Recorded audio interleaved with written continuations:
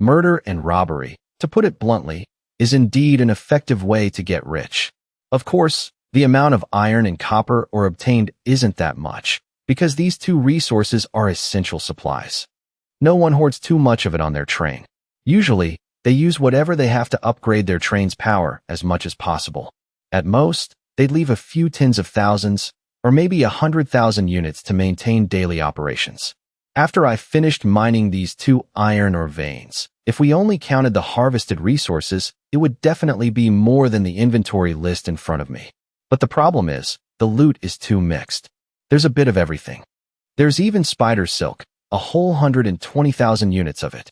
That guy didn't even have spider leg accessories on his train. I have no idea why he hoarded so much spider silk. Who knows where he got it from? He probably slaughtered an entire nest of man-eating spiders. My spider legs haven't been upgraded in a long time.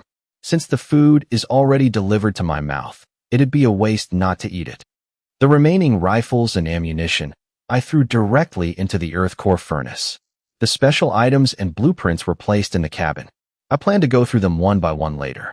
I thought for a moment, then turned to Lao Zhu beside me, telling him to ask the people below if anyone had decent cooking skills. We'll keep this pig. Once we leave Shea City in a while, we'll see if we can find some glass noodles and Napa cabbage. We'll make a pork and vermicelli stew for everyone. Back in the apocalyptic abyss, I promised to make chicken soup for them. That hen lays eggs regularly, so I can't bear to kill it. We'll eat this pig first. We've been eating bread every day. It's time for a proper meal. No need to use any meat vouchers. Everyone gets a share. Consider it a welfare benefit from the train. Speaking of which, I suddenly remembered something, paused, and my expression turned serious. When the concept of meat vouchers was designed, it was originally just for buying meat. The store model was a later proposal. But now, meat vouchers have truly become a currency on the train. The name isn't fitting anymore. Change the name. Change it to Hongxing vouchers. The daily necessities we collected earlier should also be sorted out and displayed in the store. Lao Zhu stood beside me, nodding seriously. He took out a small notebook from his chest pocket to take notes, saying he would go arrange it later. After giving my instructions, I glanced at the residents not far away. They had already received their pickaxes one after another and started mining. I didn't stay any longer and strode back to the cabin. For the next few days, the Hongxing Hao will be stationed here to mine. For now, I need to carefully examine the effects of those special items and blueprints, and simultaneously upgrade the train to level 4. Pork stew with Napa cabbage and glass noodles. Lao Zhu watched my retreating back, his throat involuntarily swallowing a few times. The diet on the Hongxing Hao is already considered quite good, but every meal was just meat sandwiches.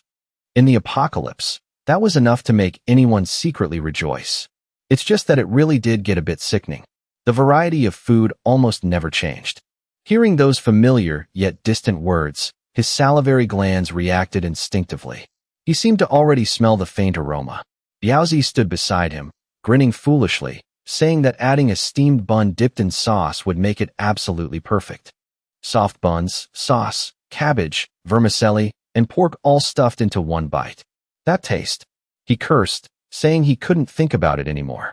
The more he thought about it, the more anxious he got. He just wanted to leave Shea City immediately. If he couldn't find cabbage and vermicelli, he'd just die there. Lao Zhu turned to look at Biaozi with a weird expression, telling him to stop spouting nonsense and get to work. This time, Chen Meng didn't specify who to kill. So, we'll keep the vice captain and the mercenaries. As for the rest, along with their relationship to the captain, everything must be investigated clearly. Once Biaozi finished the interrogations, he would go make the next arrangements. After saying that, Lao Zhu sighed, complaining that he had to go over there and check how the statistical charts were doing. Without a computer, compiling data for over 1,000 people was a massive headache. Biaozi glanced at Li Shiji not far away and suggested asking that kid. He had a smart head on his shoulders. Maybe he'd have a solution. Lao Zhu said he already asked. The kid said bugs were normal and unavoidable. As long as it roughly operated, it was fine. Even with a computer, bugs would still be there. Lao Zhu stayed silent for a moment, then waved his hand, saying forget it, let's not talk about this anymore. He already had a lead. He turned and went to work. Luckily, there was Li Yi. Before the apocalypse, Li Yi was a high-level manager in a company, earning millions a year. 1 year for him was equivalent to 10 years for an ordinary person. He always prided himself on his rich management experience, especially in middle management, and believed in his own capabilities. After the apocalypse struck, Li was captured by various trains to work as a slave. In Boss Kuen's slave carriage, he lived in a daze, completely devoid of hope for the future. The cities were destroyed. Across the entire wasteland, there were hardly any fellow humans to be seen. Even with the train temporarily protecting his life, he didn't know where to go or what to do next. He no longer had a home. This world seemed to have abandoned him. Only when mining did Li seem to find a sliver of meaning for his existence. Right at that moment, he saw a man with an aura completely different from his own. There was no despair about the future on this man, a stark contrast to the dazed slaves around him. A fierce glint shone in the man's eyes. His face was cold as he claimed the only straw mat in the carriage. That man didn't seem to despair at all despite being in the apocalypse. Li felt a spark of curiosity toward him. It wasn't until he saw a burly guy pick a fight and get killed by that man in mere seconds that Li withdrew his gaze. For some reason, every time he looked at that person, he felt a burning sensation in his eyes, like staring directly at the sun. His wild nature was incredibly heavy, and his conviction was terrifyingly strong. Even though homes were destroyed in the apocalypse, the other party didn't despair about the future at all. Li considered himself an educated man, but it took him several seconds to reluctantly find a vague word to describe that man. After that, everything seemed to hit the fast-forward button. Boss Kuen's train was suddenly destroyed, and that man established the Hongxing Hao. Li became the first slave to join this train. He watched bit by bit as that newly born train grew stronger at a visible rate. He saw with his own eyes the number of carriages increasing day by day, the various firepower accessories constantly being added. He saw the number of slaves on the train rapidly multiplying. The Hongxing Hao, before he even realized it, had developed into a massive train on the wasteland. He saw the slaves' treatment go from 2 slices of moldy bread a day to 20 slices of soft, fluffy stuffed bread. The system on the train kept getting better. He saw the train upgrade from level 1 to level 2, then level 3, and even enter the high-level zone of the Shay Plains.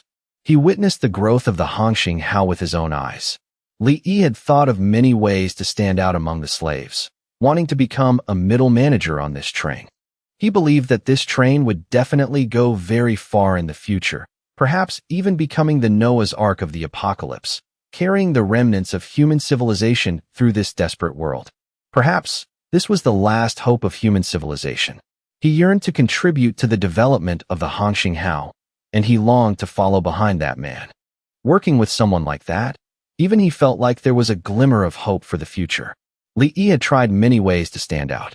He even secretly selected his own trusted subordinates, planning to show his capability by suppressing a slave riot once he became a middle manager, looking for a chance to shine during the Reform Assembly when they left the wasteland. But it all ended in failure. The young guy next to him constantly pressured him, making him regret revealing his plans and aspirations more than once. If he hadn't told that kid, maybe no one would have pressured him, and the failure of his plan wouldn't have made him feel so humiliated. Li had doubted himself countless times, even thinking that maybe he really had no talent, and that he should just settle for being a resident on this train. Oh wait, before that, he was a slave, but the train had already reformed. But he never expected that, in the end, he would still become a middle manager of the Hongxing Hao. Only, it wasn't his plan that succeeded, but the young guy's plan. Li, that kid called him Uncle Li. Uncle Li stood on the ground in the cave, his eyes unfocused, still not fully recovered from the shock. He looked at the excited young man beside him, then at the man leaning on a scepter in front of him. This was the first time he had interacted with Lord Mang at such a close distance, so much so that even his breathing became rapid. Not far behind, Captain Zhu was striding over. Normally, he had absolutely no chance to get this close.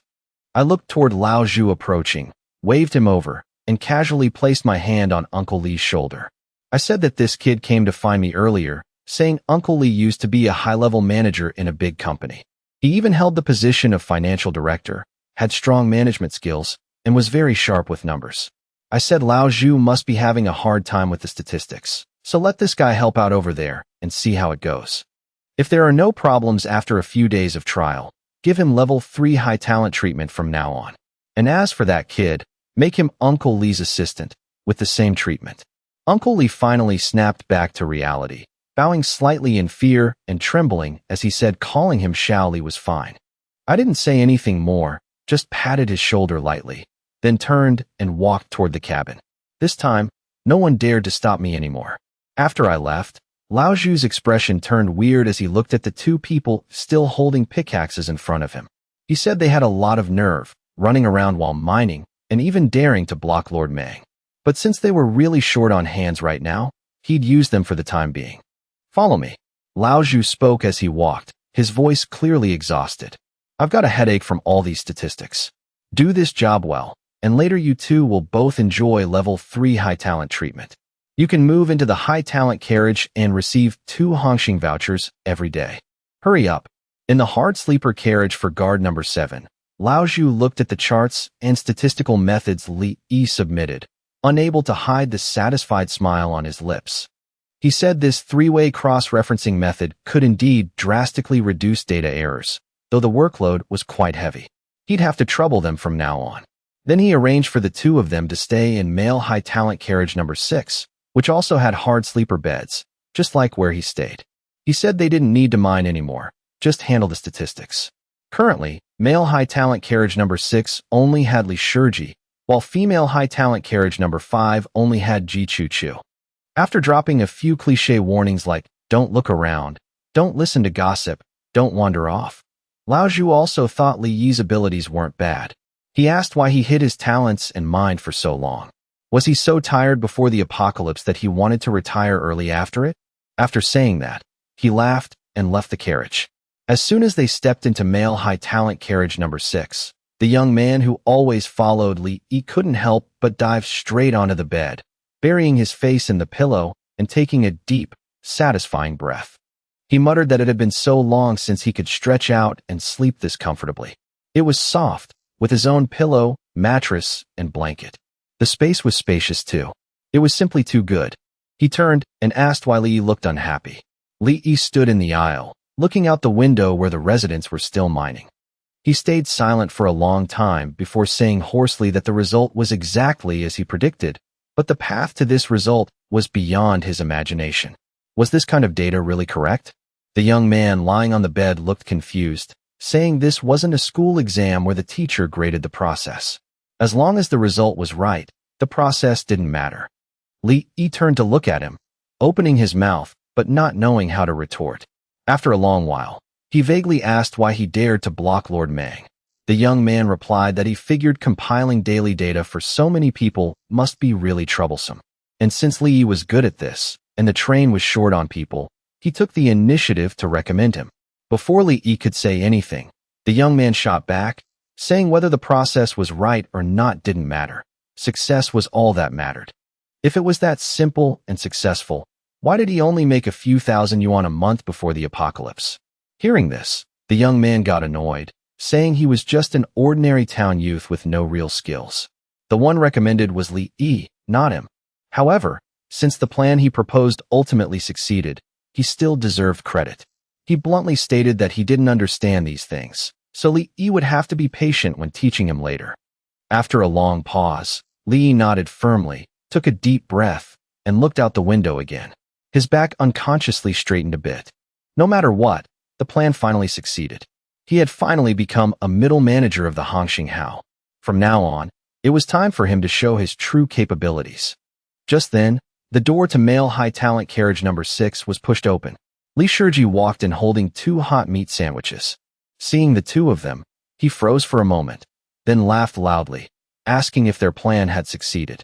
Li Yi was stunned, while Li Shiji said the last time they discussed suppressing a slave riot.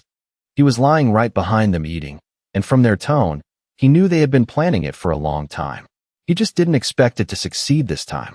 After chatting for a bit, Li Shiji seemed quite admiring, saying this statistics job could be done long-term.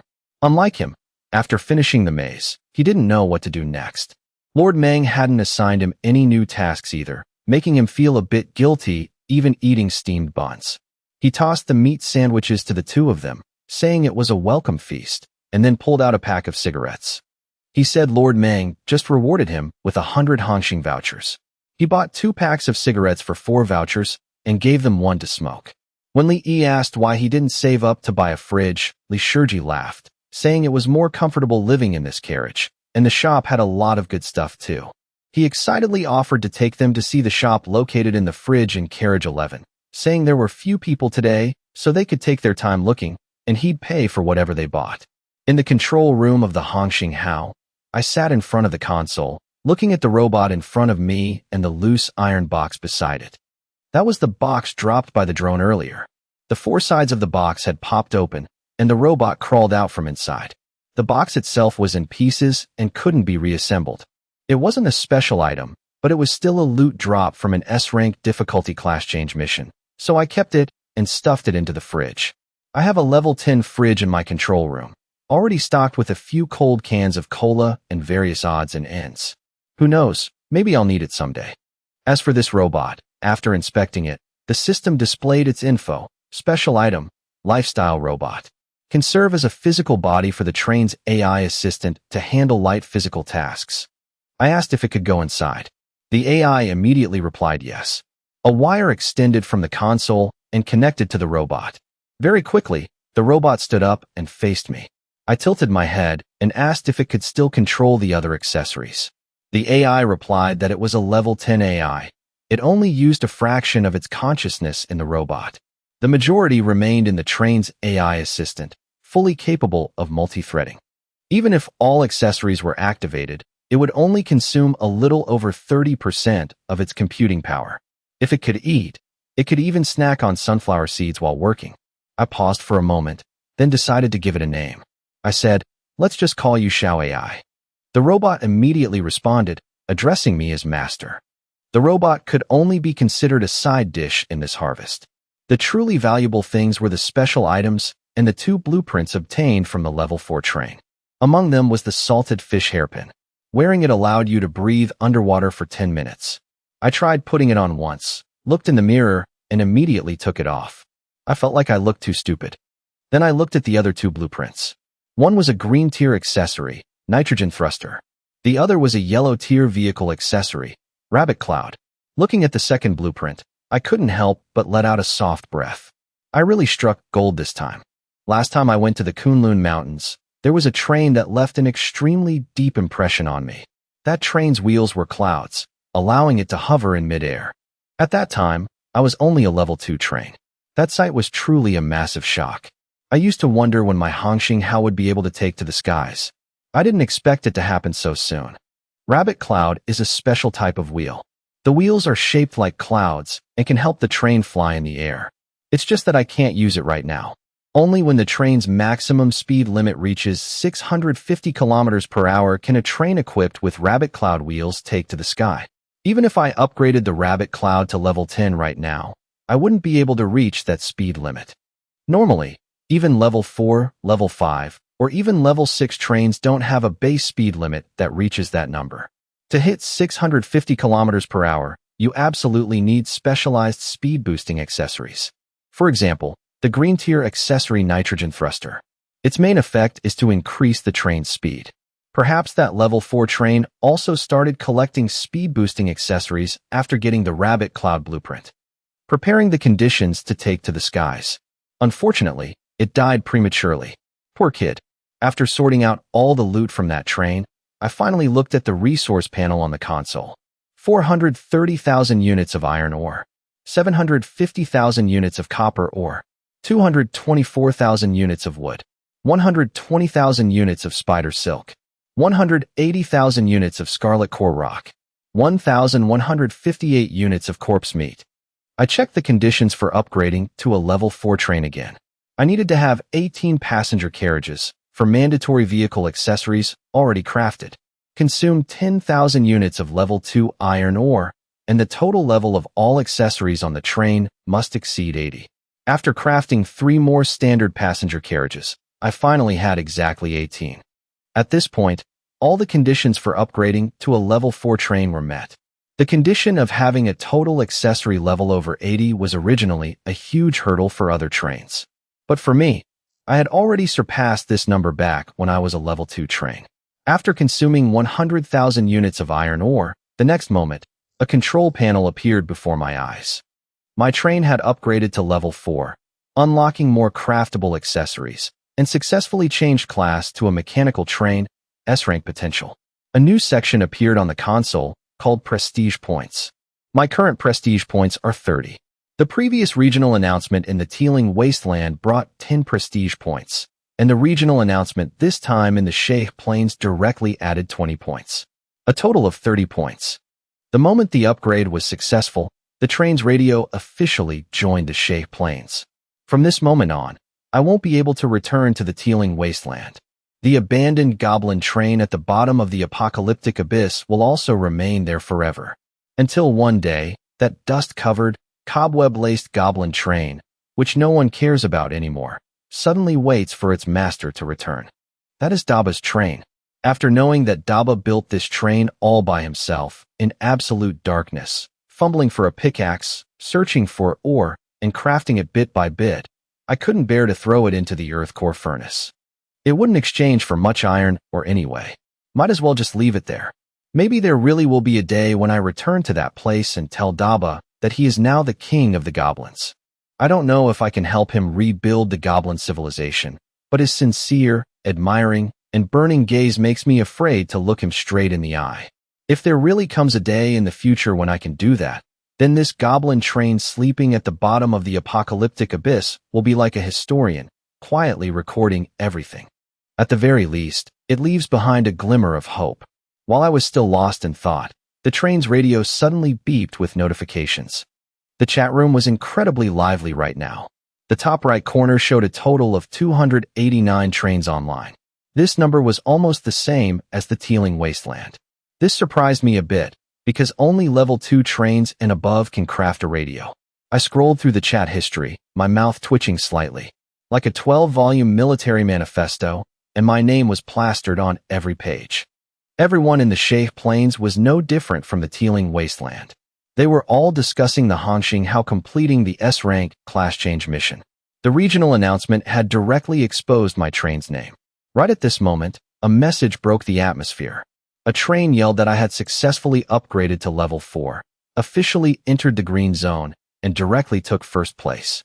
The other trains immediately doubted it, but when they saw the score of over 6,500, the entire chat room instantly fell silent.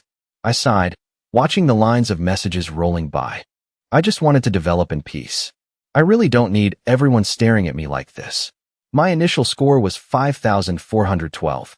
After upgrading to level 4, the train's base score became 1,000.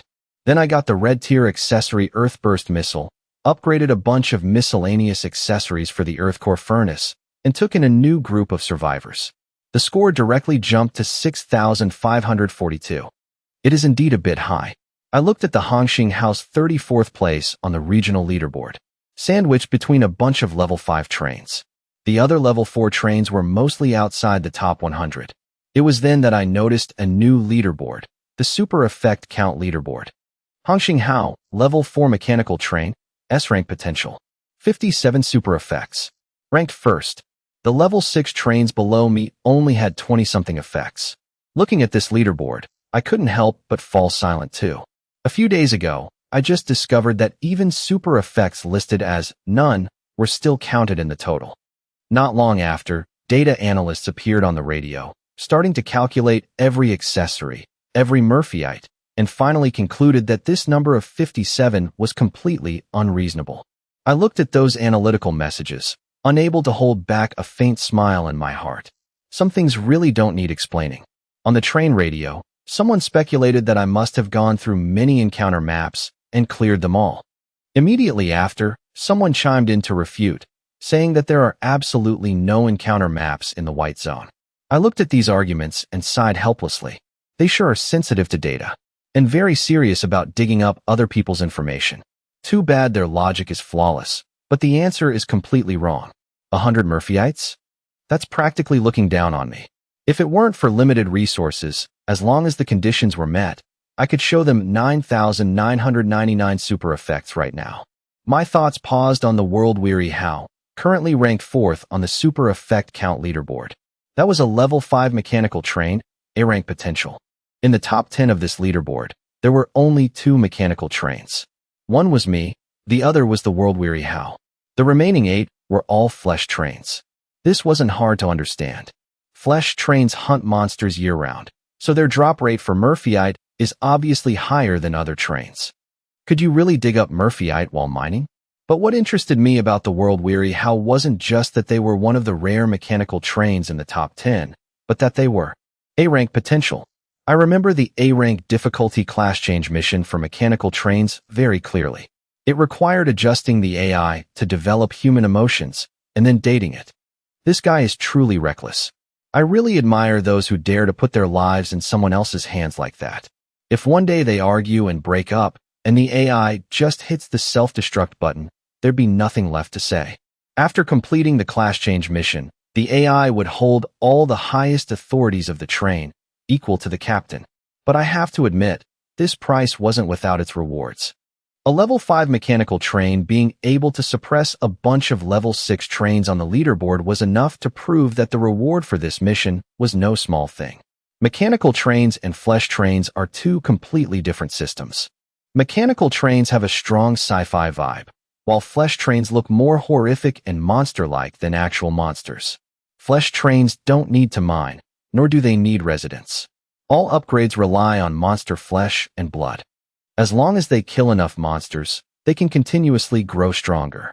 Even a captain alone can maintain operations, as long as they don't feel lonely. Mechanical trains can't do that. Relying solely on one captain is completely insufficient. There absolutely must be a collective. But in exchange, the mortality rate for mechanical trains is much lower. If you encounter a dangerous monster, just avoid it. Flesh trains don't have the option to avoid. If you avoid it this time, will you avoid it next time? If you avoid it every time, how are you supposed to upgrade? Because of this, most flesh trains in the Shay Plains only rest here on normal days. The rest of the time, they charge straight into the monster-infested Kunlun Mountains to kill bosses. The more they kill, the higher the drop rate for Murphyite and yellow-tier accessory blueprints, and naturally, their rank on the super effect leaderboard will be higher. After watching the train radio for a while longer, I withdrew my gaze. I had no intention of joining the discussion. My current goal was only one: to develop peacefully, try to survive, and live a little better. Right then, someone took the initiative to private message me. The other party introduced himself as the captain of the Tsanglong Hao, the very same guy who had screamed, "Mom, I can't tell the difference," on my train earlier today. He said he had entered a maze encounter at the bottom of the sea, chose the S-rank difficulty maze mission, and unfortunately fell onto my train, failing the mission. But it was fine. He found a new encounter and asked if I was interested in exploring it together. I looked at the message, my expression a bit weird. Only now did I realize that the consciousness inside that robot was actually a real person. The other party even intercepted an S-rank maze mission from somewhere else and ran to my train. After a brief exchange, he said the encounter map was called the Tower of Babel, located at an altitude of 5,000 meters on the Kunlun Mountains. Only my train had the capability to drive up there. He could provide the coordinates, and I would provide the transportation. If we cooperated, we'd split it 50-50ths. If we went solo, it was every man for himself.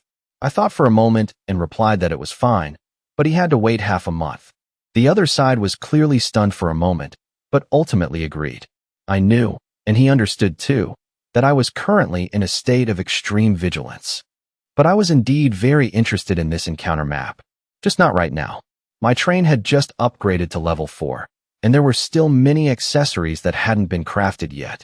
Wait until the armor and the Earthburst missile are both upgraded to level 6. I'd really like to see who dares to play dirty with me. The weather is gradually getting colder, and winter is approaching. I know very well that those trains that haven't upgraded to level 3 cannot craft the central air conditioning accessory. They will definitely face huge trouble soon, and many people might even freeze to death. Of course, captains all have their own ways to keep warm. The highest standard of treatment on a train is always prioritized for the captain, but the people at the bottom are different. Even if they don't freeze to death, getting frostbite is enough to cause a severe drop in labor efficiency. The residents on my train don't need to worry about these things. The train has central air conditioning, and when they go outside, they have clothes with a heat lock effect. This effect only appears when the custom clothing production line is upgraded to level 5. Most trains don't have the capability to upgrade this accessory to that level. Even if they have Murphyite, rarely anyone is willing to spend it here. Moreover, low-level zones simply cannot spawn Murphyite. Additionally, the residents on my train also get to consume foods with superior effects, like sliced bread or mineral water. Long-term consumption can enhance their physique and even reduce the risk of illness. It's no exaggeration to say that the living conditions on the Hongxinghao are almost vastly superior to all other trains in the Tiling Wasteland and Shay Plains. Under such high-intensity labor every day, no one has died from exhaustion or severe illness so far. This point alone is enough to prove that the train has done an excellent job in this aspect. In the apocalypse, having such an environment, there's really nothing more to ask for. I pulled back my thoughts and shifted my attention to the yellow tier accessory, Permanent Shock Absorber. This accessory has the effect of significantly reducing the impact force when the train suffers a heavy collision, protecting the lives inside. Previously, when I drove the train head-on into the level 4 train underground, I barely felt any obvious shockwave. At that time, the Permanent Shock Absorber was only level 1. Without it, colliding at that speed, I wouldn't have had an easy time either. After consuming 45,000 units of iron ore, I upgraded this accessory to level 10. The shock absorption effect increased significantly. Even though the two superior effects at level 5 and level 10 were both none, I didn't hesitate at all. I upgraded it not for the superior effects, but for the practical results after leveling up. Next, I consumed another 45,000 units of iron ore to upgrade the healing cabin to level 10. Although I already had a level 10 simple medkit that could treat external wounds and even reattach severed limbs, this was a yellow tier accessory. I wanted to see with my own eyes how powerful the effect would be after maxing it out. Trying it on myself wouldn't do anything, but the superior effects it brought were almost what you could call broken. The level 5 effect allowed for limb regeneration, and the level 10 effect directly stated it could cure all human diseases, including cancer, provided the corresponding resources were consumed. Compared to the simple medkit, the healing cabin was practically a comprehensive upgrade. No operator needed, no pain. Just place the patient and the severed limb inside. Open the lid a minute later, and it's done.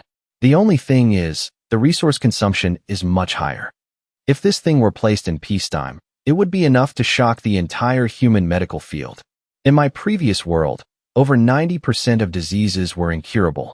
Even a cold could turn into a terminal illness. Humanity was like playing a game of constantly apologizing. The healing cabin went into the level 10 fridge in carriage number 2.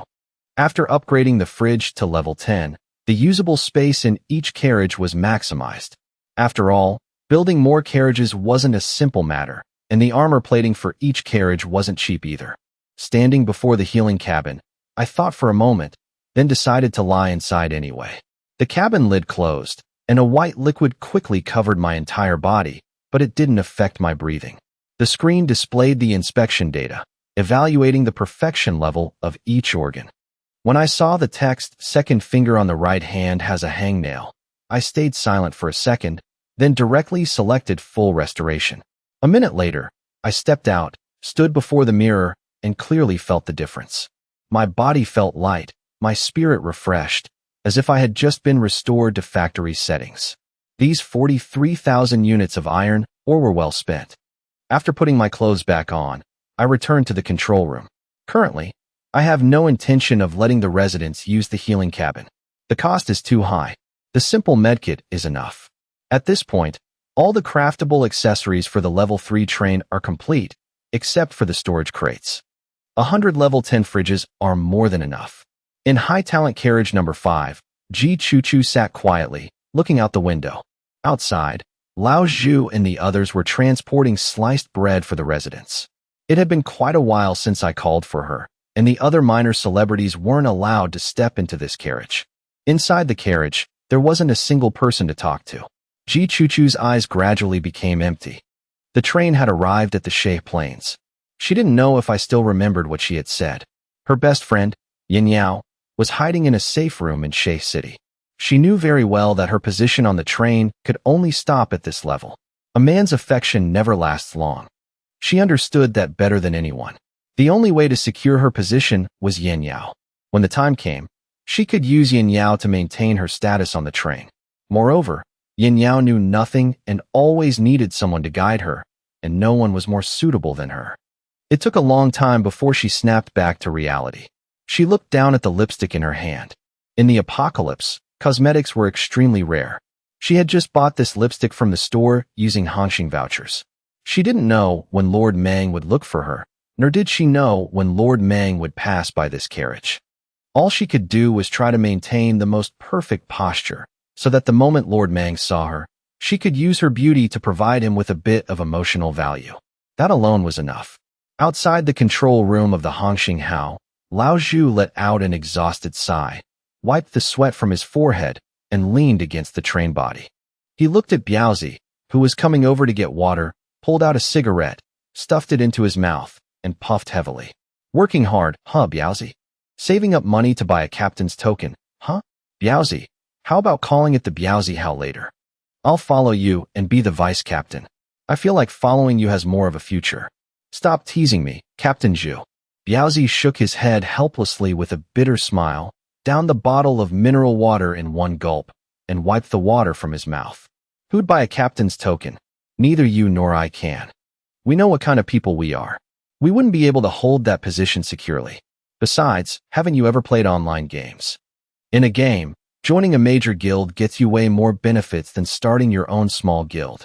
After saying that, Biaozi grabbed the guard's food rations, greeted Lao Zhu, and left to continue his patrol. The train's benefits right now were by no means small, but they were all built on the foundation of the residents working hard. Do well, and there are rewards. But if you're lazy and can't even mine the most basic 10 units of iron or a day, then sorry, on this train, besides bread, there are also batons. The former helps you get full, the latter helps you clear your bowels. Mining in the cave was basically safe. The guard's main job was just to prevent unexpected incidents during patrols, like fights or quarrels, while also acting as supervisors. 3 days later, along with the sound of the whistle, many residents immediately stopped the work in their hands. Under the order maintained by the guards, they lined up to receive today's food, and simultaneously received Hongxing vouchers based on the amount of or mined beyond the quota. Uncle Li sat on a chair, looking at the number on the collar of the resident in front of him. Resident number 117. A few days ago you mined 7 extra pieces of iron ore, plus 3 pieces today, making exactly 10 pieces. You can exchange them for 1 Hongxing voucher. Here's yours. Thank you, thank you. The resident with number 117 on his collar had a face full of gratitude and excitement. He took the Hongxing voucher made from a mineral water bottle cap and quickly left, making room for the person behind him. The Hongxing vouchers were made from mineral water bottle caps. Place the bottle cap on the ground for the train to run over, and it gets crushed into a thin piece. This is the anti-counterfeiting method. Even using a pickaxe or other tools, you can't crush it to this extent. And if you make a louder noise, there are plenty of eyes watching around. If someone really had the skill to pull that off, they could directly be recruited as a high-level talent. With the train's current conditions, this method was sufficient. Over the past few days, Uncle Li had numbered all the residents, including the middle managers, to track daily mined ore and Hongxing vouchers, saving quite a bit of time. After the man received his Hongxing voucher, he carefully stuffed it into his pocket and zipped it up. After swallowing his entire food ration, he didn't dare rest for even a moment. He grabbed his pickaxe and headed to the nearby iron ore zone to continue mining. It was time to get off work, and most people went back to sleep after getting their food, but he wanted to work a little more. Or mined at this time could be submitted together with tomorrow's, or that way, he'd earn more Hongxing vouchers. After all, there wasn't always or to mine. When there's a chance, you have to seize it. It's just that he looked with a bit of envy at the goblins nearby. Those guys seemed to never know fatigue. The stamina of those goblins was almost limitless. Most importantly, according to the old-timers on the train, those goblins had no intelligence. Like robots. Only the goblin named Daba had intelligence, and all the goblins obeyed Daba's orders. They mined a lot of, or earning Hongxing vouchers even faster than humans. All of it was handed over to Daba, exactly like a slave owner. It probably wouldn't be long before Daba accumulated 1,000 Hongxing vouchers. Hee. Daba leaned on his pickaxe and stopped, looking toward the humans not far away, his eyes full of joy. He had accumulated over 200 Hongxing vouchers. All the goblins' Hongxing vouchers were in his hands. Even Captain Zhu's speed of earning Hongxing vouchers couldn't match his. His goal was that fridge. The first step to rebuilding the goblin civilization was, of course, having their own territory. He had to work hard to buy a few more fridges, so his kin would have a spacious enough area. Even though his kin had all lost their intelligence, it didn't matter. He believed that one day they would recover, just like he did. Moreover, this human prophet was truly amazing. The development speed of the Hongxing Hao was much faster than his previous goblin train. The human prophet didn't lie to him. He really could help him rebuild the goblin civilization. He just needed to keep working hard mining or making the train develop a bit faster, and that would be enough. Get to work. Let those stupid humans see what a great, tireless goblin looks like. Thinking of this, Daba was full of motivation again, continuing to swing his pickaxe and mine or nonstop. At this time, many people had finished receiving their food. Almost half of the residents chose to continue mining. Out of stamina, just by cola. Chilled cola wasn't just delicious and a clear mental boost, but it could also restore stamina. And the price was extremely cheap. 10 bottles only cost 1 Hongxing voucher. You didn't even need to take them all at once. The store manager would help keep a tab and store them. Lord Mang is truly a good man. A young man downed the bottle of cola in his hand, burped a breath of CO2, and felt his body fill with energy again. He took a deep breath, grabbed his pickaxe under the train's headlights, and continued working through the night. He had calculated it carefully. Drinking 3 bottles of cola a day could extend his mining time to 18 hours. Sleeping 6 hours was enough, and his spirit was still full. 3 days consumed 1 Hongxing voucher, but those 3 days could earn 3 Hongxing vouchers from extra mining. A net profit of 2 vouchers. What a steal. He just didn't tell anyone about this. At first, he was the only one doing it, but very quickly, more and more people discovered this secret and followed suit. He only found it annoying. Did these people not have their own brains? In the train's control room, I originally planned to go to sleep, but the clinking of pickaxes outside made it impossible to close my eyes. I sighed, stood up with mixed feelings, and looked out the window. Honestly, I really wanted to tell them, take a break, guys. Work isn't supposed to be done like this. Rome wasn't built in a day. Don't push yourselves to exhaustion. Where would I find so many survivors again? These past few days, the cola production line accessory has been running almost nonstop. My production cost is 1 unit of iron ore per bottle.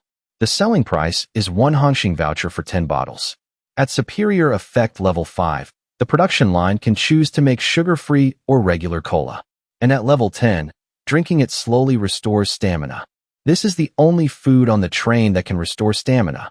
Back in the apocalyptic abyss, all slaves were given a fixed bottle every day to recover their strength.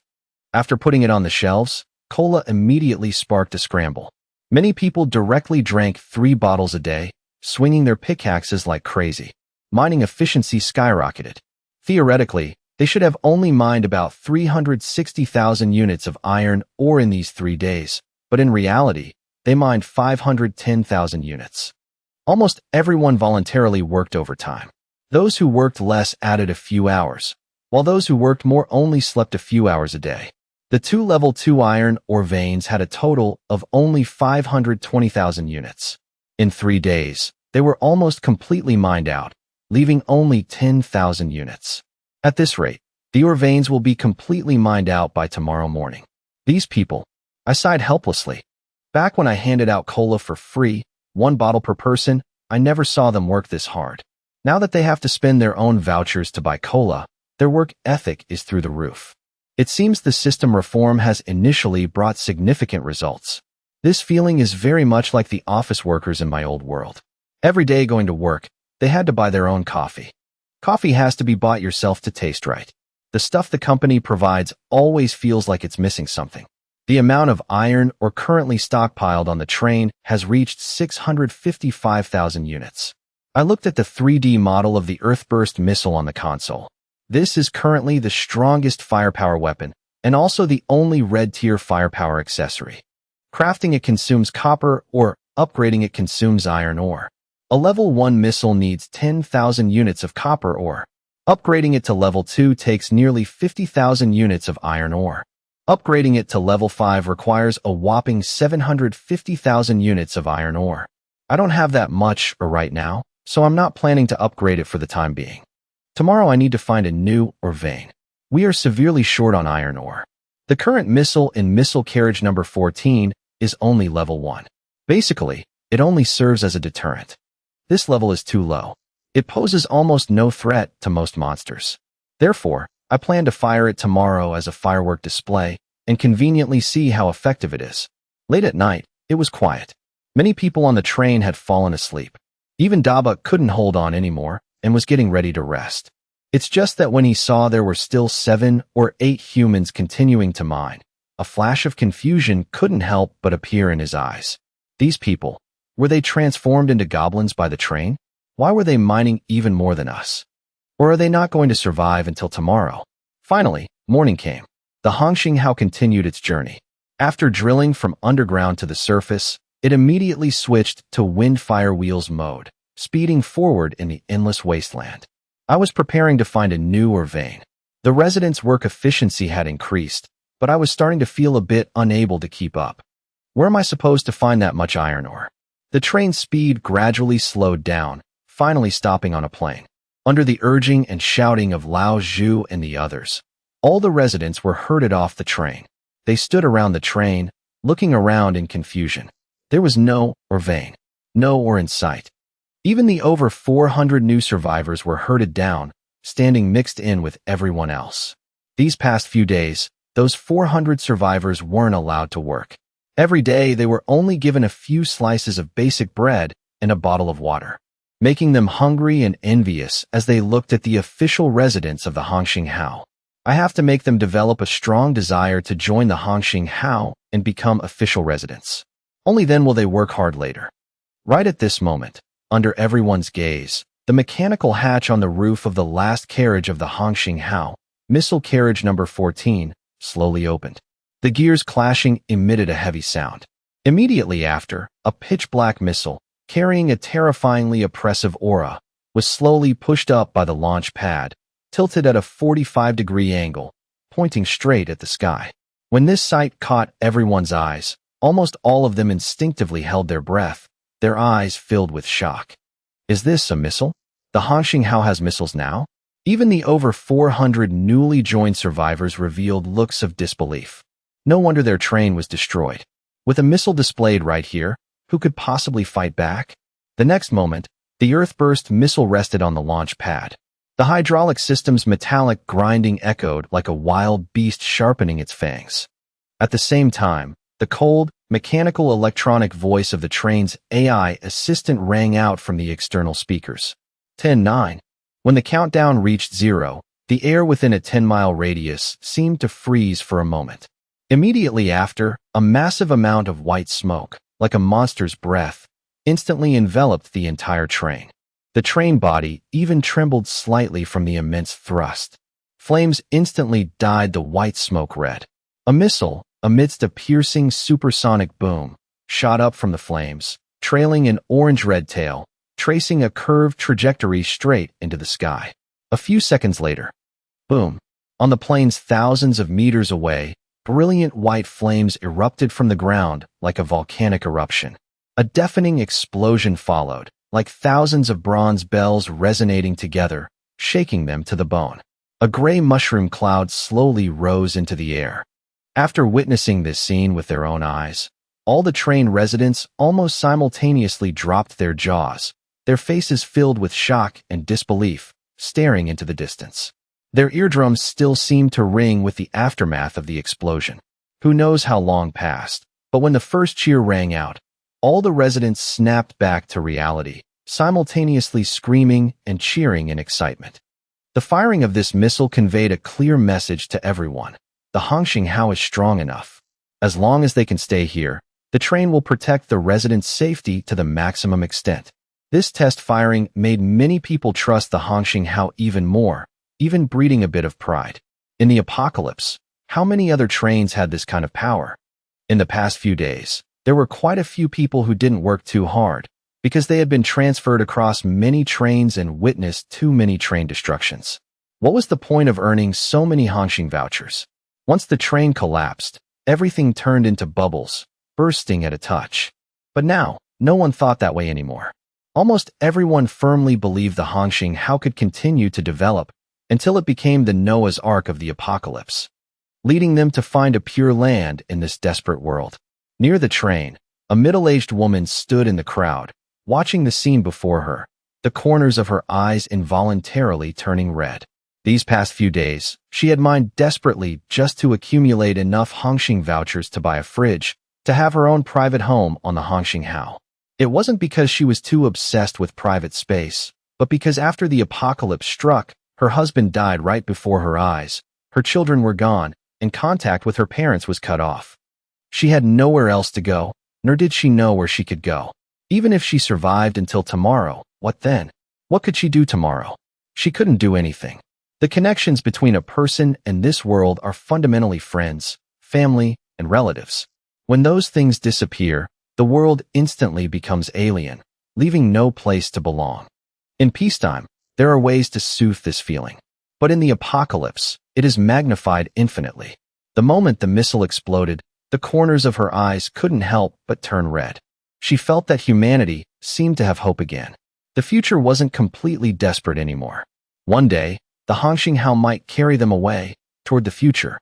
In that moment, this train carried the hopes of all its residents, becoming the first ray of hope born amidst the apocalypse. Perhaps she really could build her home here, have a family again, and the Hongxinghao would shelter them forever. Inside the carriage, I sat in my chair, quietly watching that massive firework explode in the distance, my heart filled with satisfaction. This was the biggest firework I had ever seen in both my lives. Fireworks really do have to be big enough to be beautiful. But right at this moment, the console screen suddenly flashed red violently. A long line of text framed in gold quickly scrolled across the top of the screen, accompanied by countless small fireworks around it.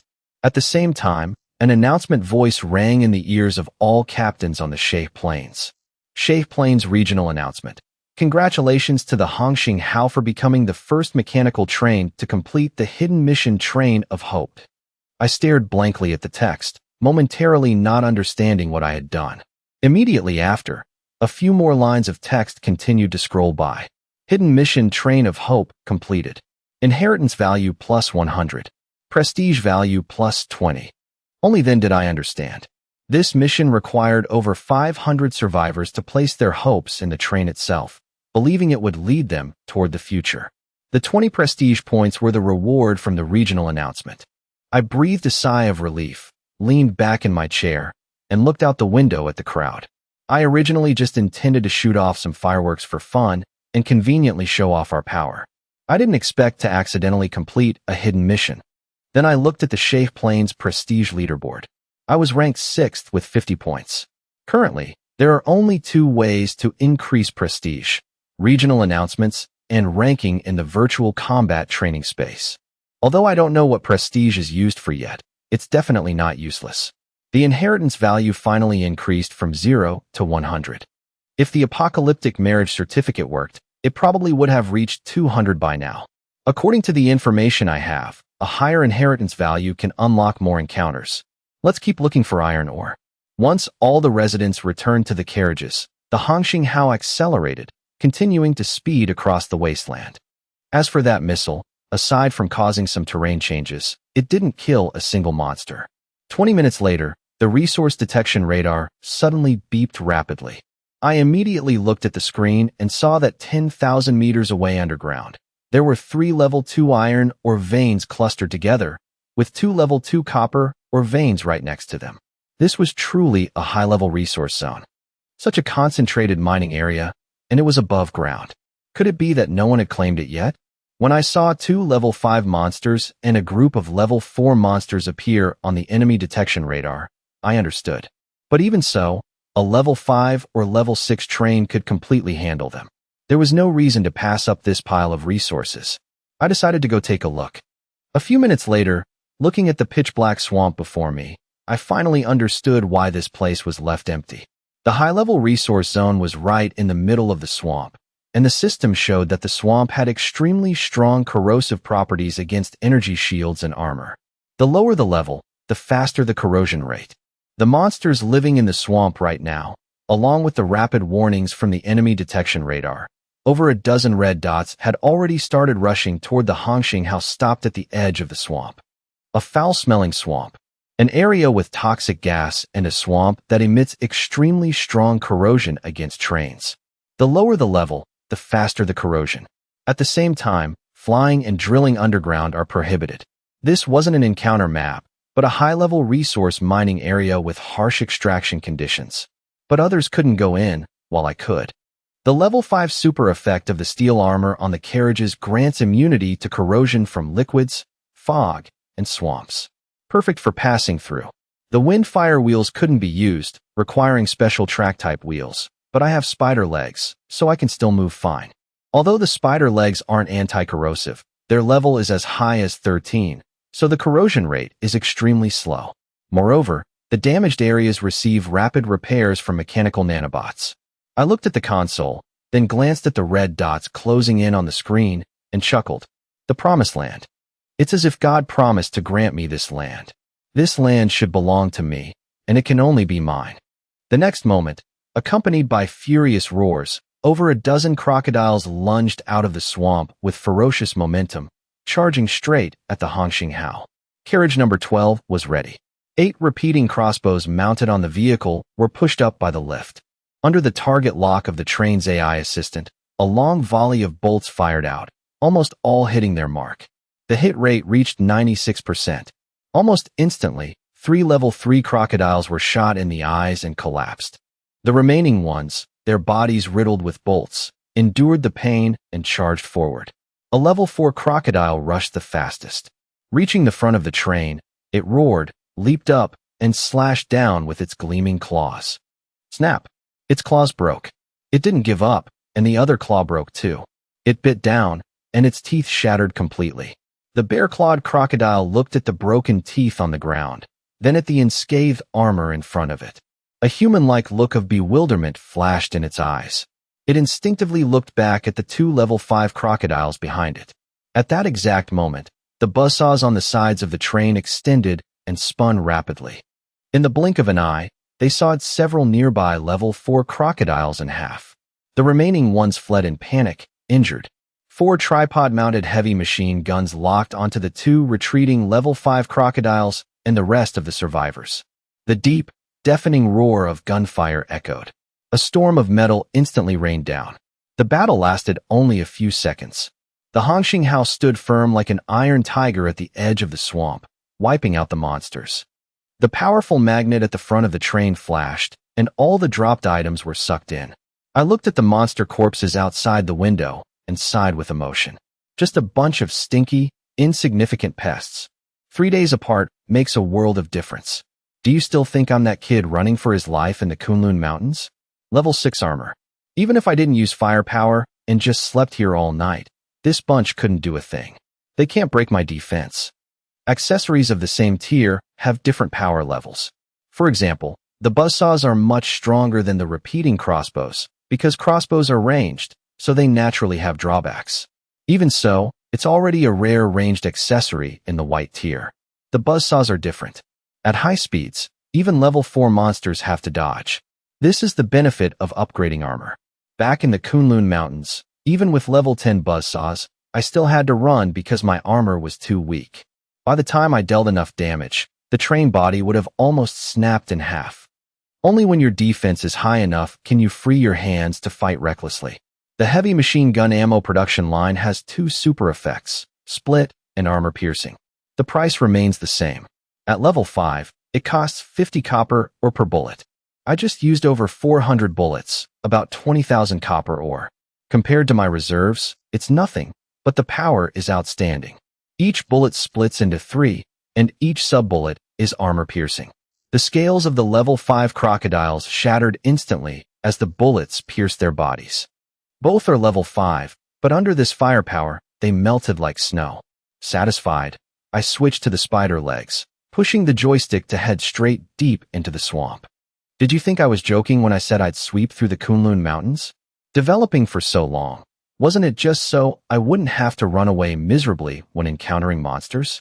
The alarm blared in the carriage, detecting toxic gas infiltrating from outside. The central ventilation closed, cutting it off. The oxygen generator started up. In an instant, under the AI's control, the accessories operated simultaneously. The toxic gas couldn't seep in, and oxygen was secured. I have to admit, the level 10 super effect of the central air conditioning is very useful. I'm gradually sensing the underlying logic of this world. Where a 7-step snake bites, the antidote must be within 7 steps. This foul swamp has a dense high-level resource mining area, but you need level 10 AC, level 5 armor, and special wheels to get in. And right next to it is the Kunlun Mountains. When you gather enough Murphyite, the swamp and the high-level mines are the reward. That's probably the logic. It's just that I skipped a few steps.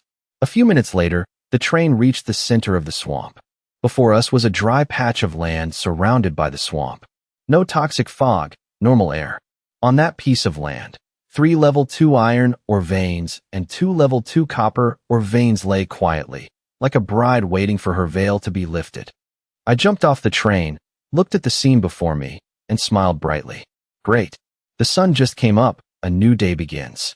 The golden hour for work. Taking a deep breath, I grabbed the walkie-talkie and shouted loudly, "Get to work." Immediately after, rows of carriage doors popped open. The residents rushed out with their pickaxes, charging excitedly toward the mining area. Daba had just jumped down when he was shoved off balance by the crowd behind him. He cursed angrily. "Stupid humans, don't push." A young man tilted his head and laughed. "Cursing like that doesn't hit hard enough. It sounds too soft. Come on, follow my lead. You bunch of idiots, get the hell out of the way." Daba tried repeating it, felt much angrier, took a deep breath, raised his pickaxe, and roared loudly. Then he led the green-skinned goblins behind him, forcefully parting the crowd like Moses parting the sea. Very quickly, everyone got into position, and the clinking of pickaxes echoed throughout the center of the swamp. In the past, slaves had to turn in their pickaxes every day due to the risk of riots and murder.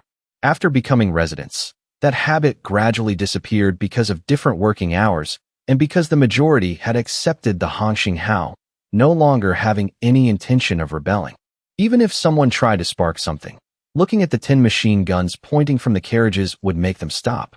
I sat in the carriage, watching the fiery work scene outside, and kind of wanted to go down and take a few swings myself. Then I checked the list of craftable level 4 accessories. I had stockpiled enough, but many items hadn't been made yet. A total of 5 accessories, 3 yellow, 1 blue, 1 white. All mandatory to reach level 5. The higher the train level, the fewer the accessories. From the initial 17 down to 5. Hellfire autocannon, blue, 3,000 iron ore. Energy shield, yellow, 1,000. Train ticket, white, 100. Ultimate console, yellow, 1,000. Radar jamming device, yellow, 1,000. Among them, the biggest improvements right now are the energy shield, the ultimate console, and the radar jamming device. Especially the ultimate. After upgrading to level 4, a train ultimate button appeared on the console. I had crafted the ultimate console over the past 3 days, but it was only level 1 and hadn't been upgraded. A level 1 ultimate console has 1 slot, allowing you to equip 1 ultimate. The higher the level, the more slots you can unlock. In the top left corner of the console, there's a triangular slot, looking like a hollowed-out computer speaker. That is the ultimate console. If a train has B rank potential, after crafting the ultimate console, it will receive a random ultimate. If it's A rank potential, you get to choose 1 out of 2. If it's S rank potential, you get to choose 1 out of 3. My mechanical train has S rank potential. It's just that I haven't decided which one to choose yet. And this choice doesn't have a time limit, so I just left it there to figure out later. I swiped a few times on the screen, and the selection interface quickly appeared. The Hongxing Hao is an S-rank potential mechanical train. Therefore, you can choose one of the following 3 train ultimates. Train ultimates can only be used by the captain. They are special skills that affect the entire train. The maximum number of ultimates you can possess depends on the level of the ultimate console. 1. Infinite ammo. For 10 minutes, all firepower accessories related to heavy machine guns and autocannons. If they use ammo, they will have infinite ammo. But within 30 days, you must compensate with the corresponding amount of copper or for the ammo consumed. 2. Doomsday Frenzy. For 10 minutes, the train's maximum speed doubles, and during that time, all accessories on the train will operate normally even if their perfection drops to 0%. 3. Death Spin. When the train is moving at high speed and has a drill accessory, activating this ultimate will cause the train to hover at a low altitude briefly, then spin rapidly, spinning while ramming into enemies, unleashing lethal power. The higher the drill level, the greater the power. It is recommended to upgrade the internal spatial stabilizer to at least level 5. These past few days, I occasionally tuned into the train radio. Upon entering a new area, the radio is always the fastest way to gather information. Through the chats, I also learned that train ultimates are something only level 4 trains possess. There's a certain probability of them dropping when clearing encounter maps or killing rare bosses. Its shape is a triangular card. Inserting it into the ultimate console allows you to use the ultimate associated with that card. But once inserted, it cannot be removed. Forcibly removing it will shatter it and render it ineffective. The ultimate console can be upgraded to a maximum of level 5, meaning each captain can have at most 5 ultimates. However, this limit doesn't mean much, because most captains on the Shape Plains still don't even have a single ultimate. People say they can drop from encounter maps and rare bosses, but so far, no one has obtained one that way. Many guess that this area simply doesn't have such items. This is normal. Just like the pangolin monsters, they aren't in every green zone.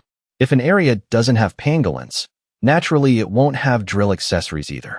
The reason ultimates might appear in the Shape Plains is because this area borders the Kunlun Mountains. But not every green zone borders the Kunlun Mountains. I frowned, looking at the 3 choices on the screen. Honestly, I wanted to use all 3, but the one that suited me best was definitely the 3rd choice, Death Spin. The higher the drill level, the more terrifying the burst power. I just wanted to wait a bit longer to see if there was a way to choose all 3 at once. But after thinking hard, I still couldn't figure it out. In the end, I had no choice but to take a gamble. I took a deep breath, tapped my finger on the 3rd choice, and almost simultaneously swiped quickly across the other 2 choices. But it seemed to have failed. I watched the triangular card engraved with the words Death Spin slowly materialize on the console, knowing I only managed to get 1. At the same time, a snicker echoed from the corner of the cabin. I turned my head with a cold face and looked at the robot standing nearby. Were you just laughing at me? No.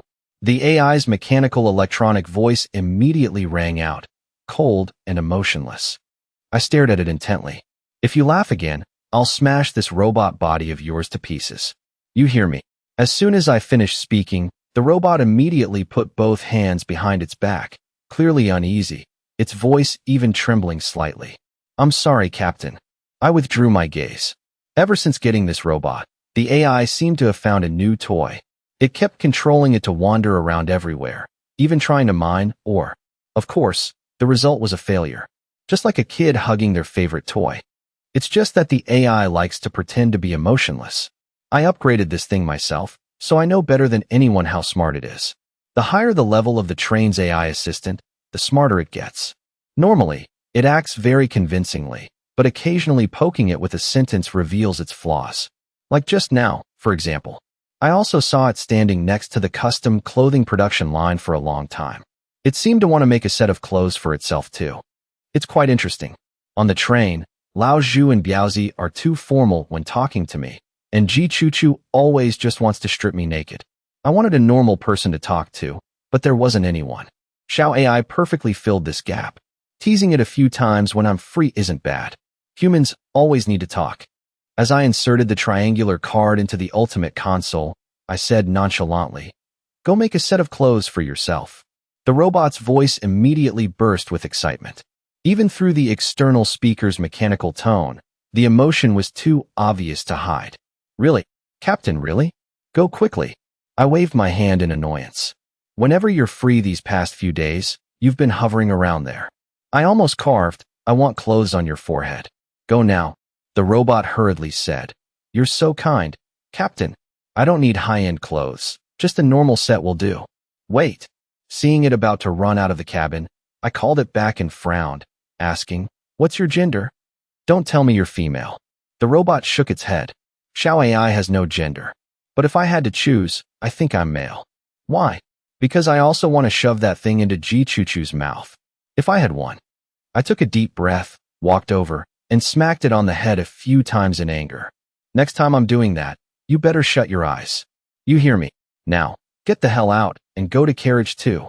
I raised my voice even more. And stop having dirty thoughts. You're an AI. Why can't you think about proper things all day? Yes. Understood, Captain. After kicking Xiao AI out, I finally let out a breath, slumped into my chair, and propped my feet on the console. I'm too lazy to deal with that kid. Right at this moment, the enemy detection radar blared a warning again. The screen showed a drone sent by another train rapidly approaching the Hongxinghao. At the same time, a line of text popped up, target locked successfully, ready to fire at any time. This was information processed by the AI. With level 10 computing power, it could handle multiple tasks simultaneously. No need. I narrowed my eyes and shook my head. I just got the train ultimate death spin and haven't tried it yet. Might as well use it now.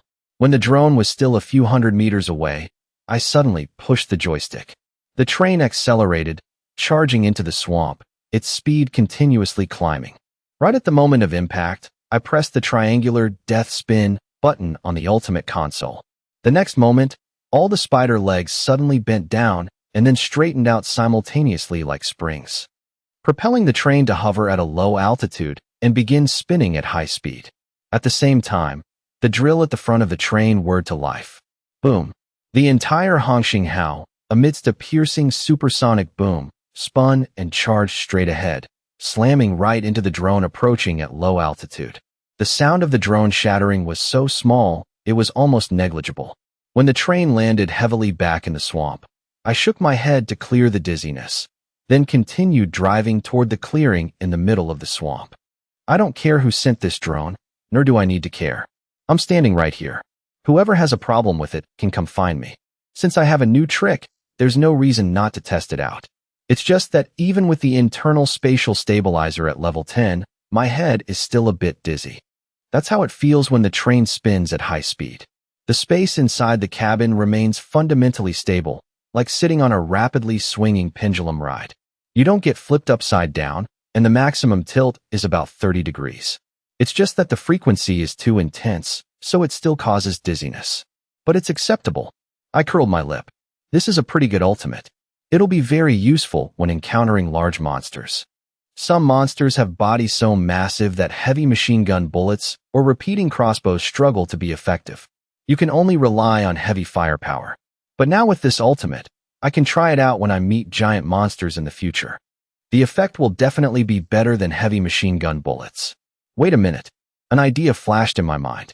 If I activate the buzzsaws at the same time I trigger death spin, wouldn't the power increase drastically? The entire train would turn into a giant crossbow bolt, spinning at high speed, piercing straight into the monster. Level 10 buzzsaws, level 10 drill, level 6 armor. Combined, it would definitely be a case of 1 + 1 being greater than 2. As expected, spinning makes the power stronger. I nodded. Theoretically, it works. I just don't know what the actual effect will be. I'll find a large monster to test it on when I get the chance in a few days. Right at this moment, I saw the group of residents standing dumbfounded in the clearing and frowned slightly. What's going on? Are they poisoned? I don't know how long passed, but Lao Zhu was finally startled when his fingertips got burned by his burning cigarette. He threw the cigarette down in pain and stuck his fingers into his mouth to cool them off. His eyes were still filled with shock as he muttered, "Biaozi, did you see that? The Hongxinghao just now. Didn't it just spin?" Biaozi took a deep breath. His throat even hurt a bit from keeping his mouth open for too long. After swallowing his saliva a few times, he rubbed his throat and said hoarsely, "I saw it. It really did spin. I'm still a bit dizzy." He paused for a moment, then continued, "How should I put this? I used to be a train captain too, but in my impression, trains can't spin. This has already exceeded my ability to comprehend. Could this be a special feature of level 4 trains? Lao Zhu was still in shock, his eyes blankly staring at the Hongxinghao parked quietly on the wasteland, looking as if it had never moved. If he hadn't clearly remembered the scene just now, he probably would have doubted if he was hallucinating. I don't know. Biaozi shook his head. The highest level I ever reached was captain of a level 2 train. Not long after, the train was destroyed. How would I know what level 4 trains have? But there's one thing I'm sure of. Even if it's a level 4 train, it can't do what Lord Mang does. What do you mean? If every train could do what Lord Mang does, we wouldn't be the only ones able to reach this resource zone. Others would have swarmed here long ago.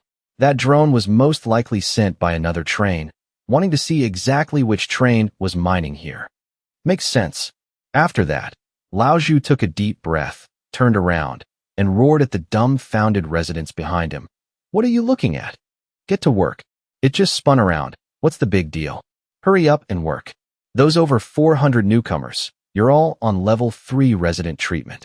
Anyone who slacks off and doesn't work properly won't have any level to strive for. You'll be sold straight to another train. If you want to be sold, just try it. As soon as he finished speaking, the residents immediately withdrew their gazes, suppressed the shock in their hearts, and put even more effort into mining. The stronger the train's power, the more guaranteed their lives were. In the past, when they were slaves on other trains, their biggest worry wasn't starvation, because captains wouldn't let slaves starve to death. At worst, they'd just eat less. What they feared most was the train being destroyed. If the train was destroyed, if they were lucky, they'd be taken in by another train and continue being slaves. If they were unlucky, they'd directly become monster food. And the power the Hongxinghao just displayed made them feel incredibly secure. Who wouldn't want to live on a safe train in the apocalypse, especially when the treatment was this good? Especially the over 400 newly joined people. Right now, everyone was swinging their pickaxes to mine iron ore as fast as they could, their hearts filled with anxiety, afraid that if they were even a little slow, they'd be sold off. During this period, witnessing the treatment of the residents on the Hongxinghao with their own eyes, they finally understood what their past miserable lives really were. It turned out that even in the apocalypse, even with a lowly status, one could live like this here, eating 20 stuffed bread slices a day until they were full. There was also a promotion system. The more ore you mined, the better the treatment. You could have a private room, buy cigarettes, buy meat, and buy countless things they never dared to dream of before. How was this the apocalypse? This was clearly heaven. Because of this, over 300 of them had absolutely no intention of causing trouble. They only hoped to quickly get promoted to level 1 residents so they could receive extra Hongxing vouchers every day. If they were sold to another train, their miserable past lives would return. To be precise, out of the over 300 people, over 40 had voluntarily sold themselves. The only difference was that before, they were forced, but on the Hongxinghao, they had a choice. The mindset of the masses still needed to be guided. Lao Zhu looked at the group of residents actively mining in the distance and smiled with satisfaction. Mining was inherently very boring, so everyone would chat to relieve the boredom. He deliberately scattered the 400 newcomers among the old residents. As they chatted, they would eventually bring up their bitter pasts and contrast them with how good their current lives on the Hongxinghao were. This not only increased the old residents' consensus, but also made them even prouder of the train. Consequently, the masses became more united. Their work morale also grew higher. Treatment is always something that comes from comparison. With the current level of treatment, even if the Hongxinghao didn't dare claim to be number 1, looking across the world, it definitely belonged in the top 30%. When the train level increases and iron ore is no longer scarce, feeding slaves is something every train does. It's just that the food definitely wouldn't be as good as here. Stuffed bread tastes completely different. Not to mention there's a clear promotion system and countless items available for exchange. This group of people already had a very high consensus, but just by looking at the outside world, that consensus would grow even higher. On the Sheikh Plains, in another train carriage, a middle-aged man sitting in front of the console suddenly saw his screen go black. He looked bewildered and instinctively looked up at the empty plains ahead. He was driving his train looking for, or when the radar warned of a train ahead. Looking at the screen, that train was actually mining inside the swamp. There was a massive high-level resource mine in the center of the swamp. Almost everyone on the Sheikh Plains knew this, but no one had ever gone in because of the high armor corrosion and toxic gas infiltrating the carriages. Yet right now, there was actually a train mining inside. At first, he thought it was a flesh train. There had been a few flesh trains on the Sheikh Plains that went in because they had extremely strong anti-corrosion capabilities. Even though they didn't need or themselves, a mechanical train had once partnered with a flesh train, sending all its slaves over to mine in exchange for one Murphyite. That reward was very generous. But later, all those slaves died. The flesh train coldly replied that it lost control and ate the slaves. When questioned, the other party even threatened that if they talked too much, they'd lose control and eat the captain too. That matter eventually faded away, and that mechanical train gradually disappeared as well. Therefore, when he saw another train mining in the swamp, he was shocked. Moreover, it wasn't a flesh train, because there were too many red dots on the radar. He sent a reconnaissance drone and confirmed it was a mechanical train, and it had a massive number of slaves, at least over 1,000. Immediately after, he saw with his own eyes that train spin around, destroying the drone with unstoppable force. Using a reconnaissance drone was inherently an offensive act, and he didn't expect it to return anyway. But was it really necessary to use a train ultimate? It was just a tiny drone. A few heavy machine gun bullets would have done the job. It felt like before he could even use a basic attack, the opponent had already rushed to his face and unleashed their ultimate move. He could confirm that it was a train ultimate.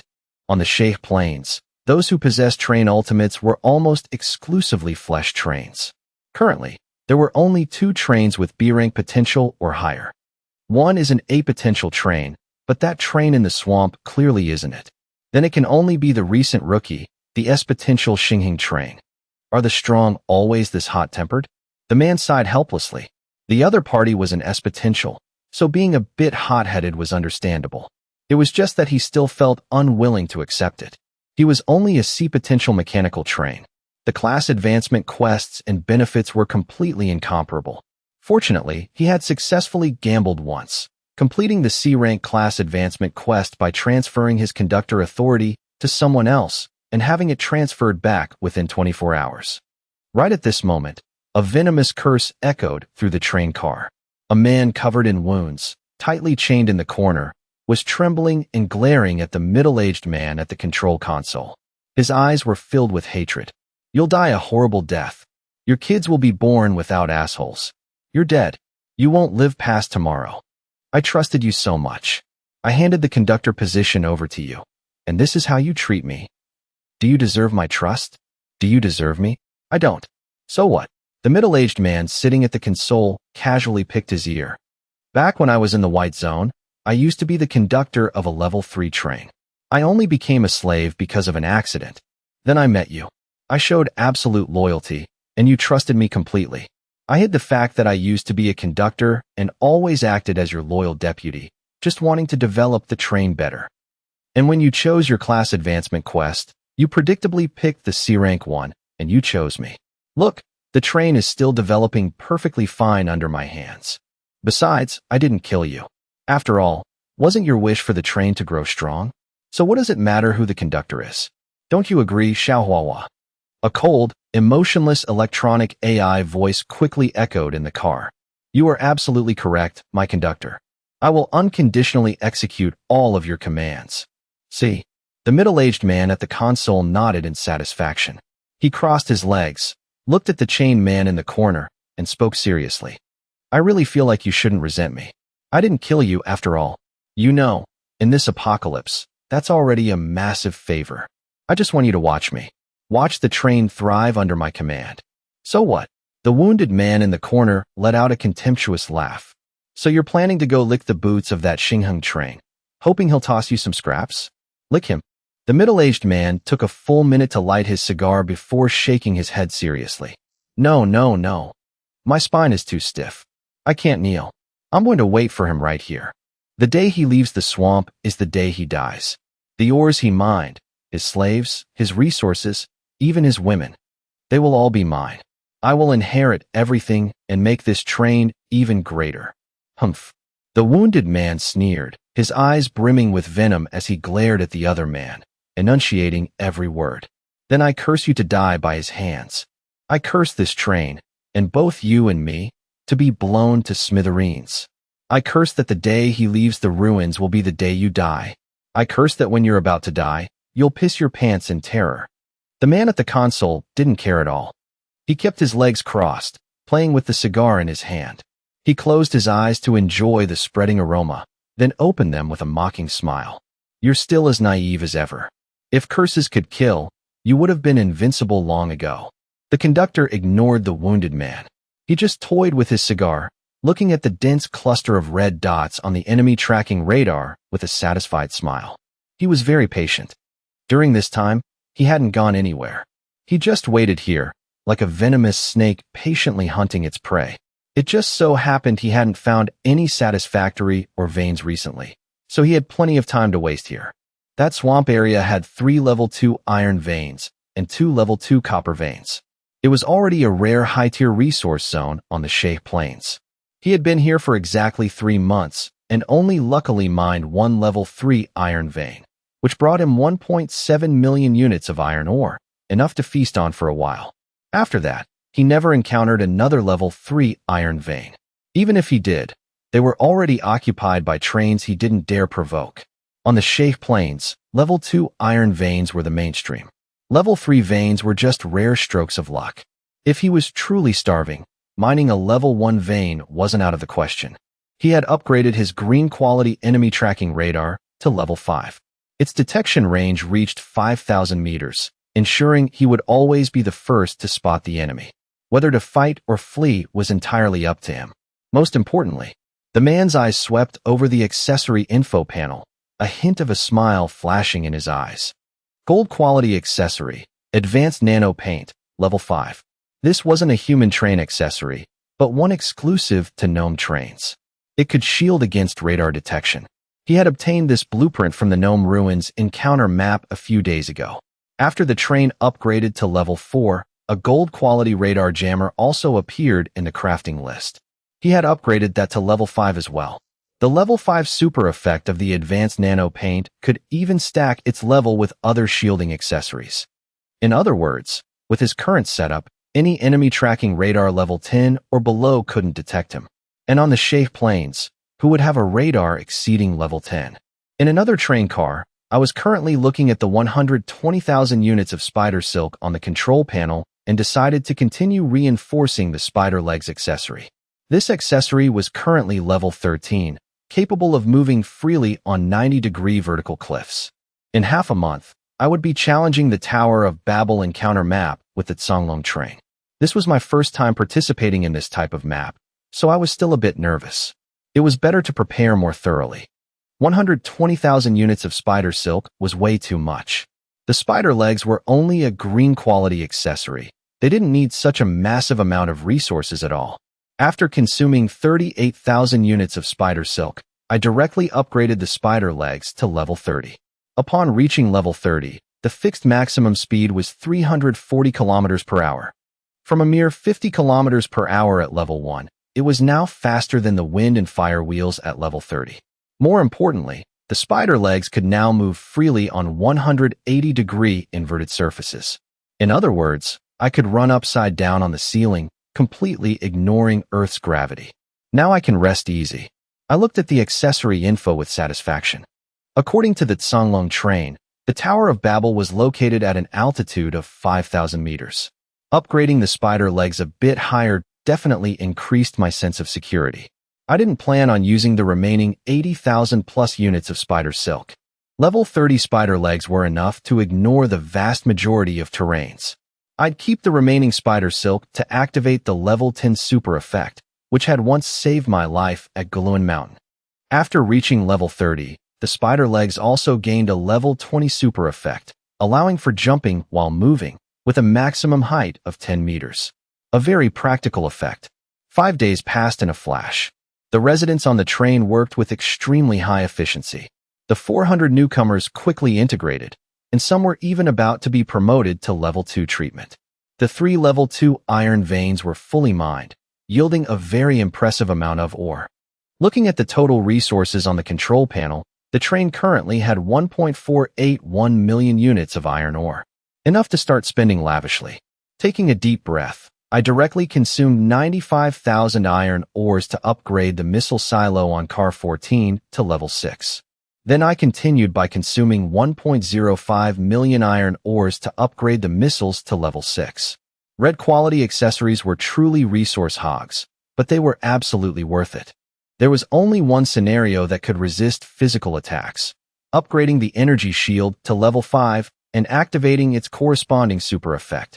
When the super effect is activated, the energy shield can block even physical attacks.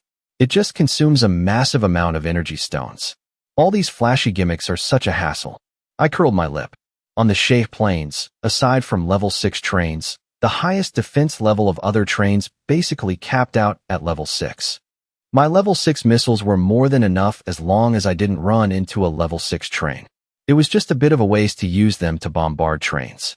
After all, the cost of a level 6 missile wasn't cheap. It required 300,000 units of copper ore. Level 5 missiles were a bit cheaper, only needing 200,000 units of copper ore. I held off on crafting them for now.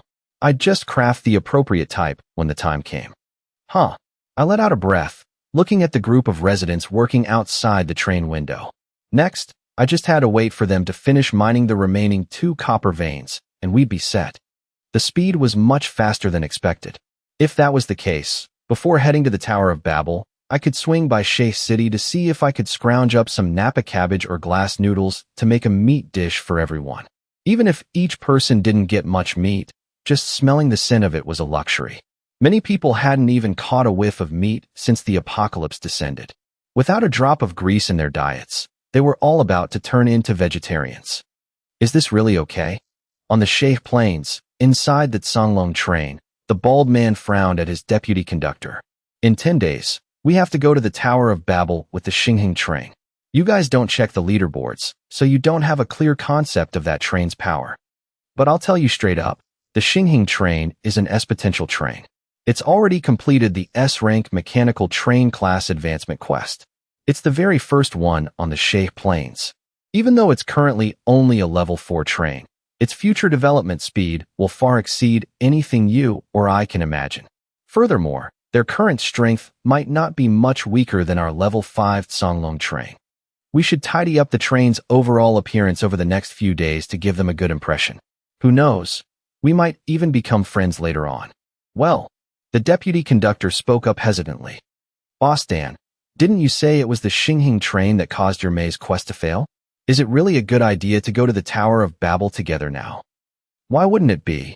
The bald man shot the deputy conductor a displeased look, his hand still holding a razor as he continued shaving off the remaining stubble on his head. Am I supposed to hold a grudge against the Xinhing train just because of that? Treat him as a mortal enemy for the rest of my life? That would be downright stupid. The apocalypse is already dangerous enough, with monsters everywhere. Making a mortal enemy out of nowhere. Are you afraid of living too long? Besides, what if the Tower of Babel encounter map requires cooperation? When the time comes, we might very well have to interact face-to-face. I've heard there are maps that require everyone on both trains to work together as one. We're a level 5 train, after all. Even though we shouldn't always resort to fighting and killing, it's still good to overwhelm them a bit in terms of appearances. Over the next few days, get every slave a new set of clothes. When the time comes, everyone will be wearing fresh gear. As for the rest, figure out what needs sprucing up yourself. Understood. The deputy conductor nodded, looking thoughtful. Boss Dan, you mean you want to keep up appearances? Exactly.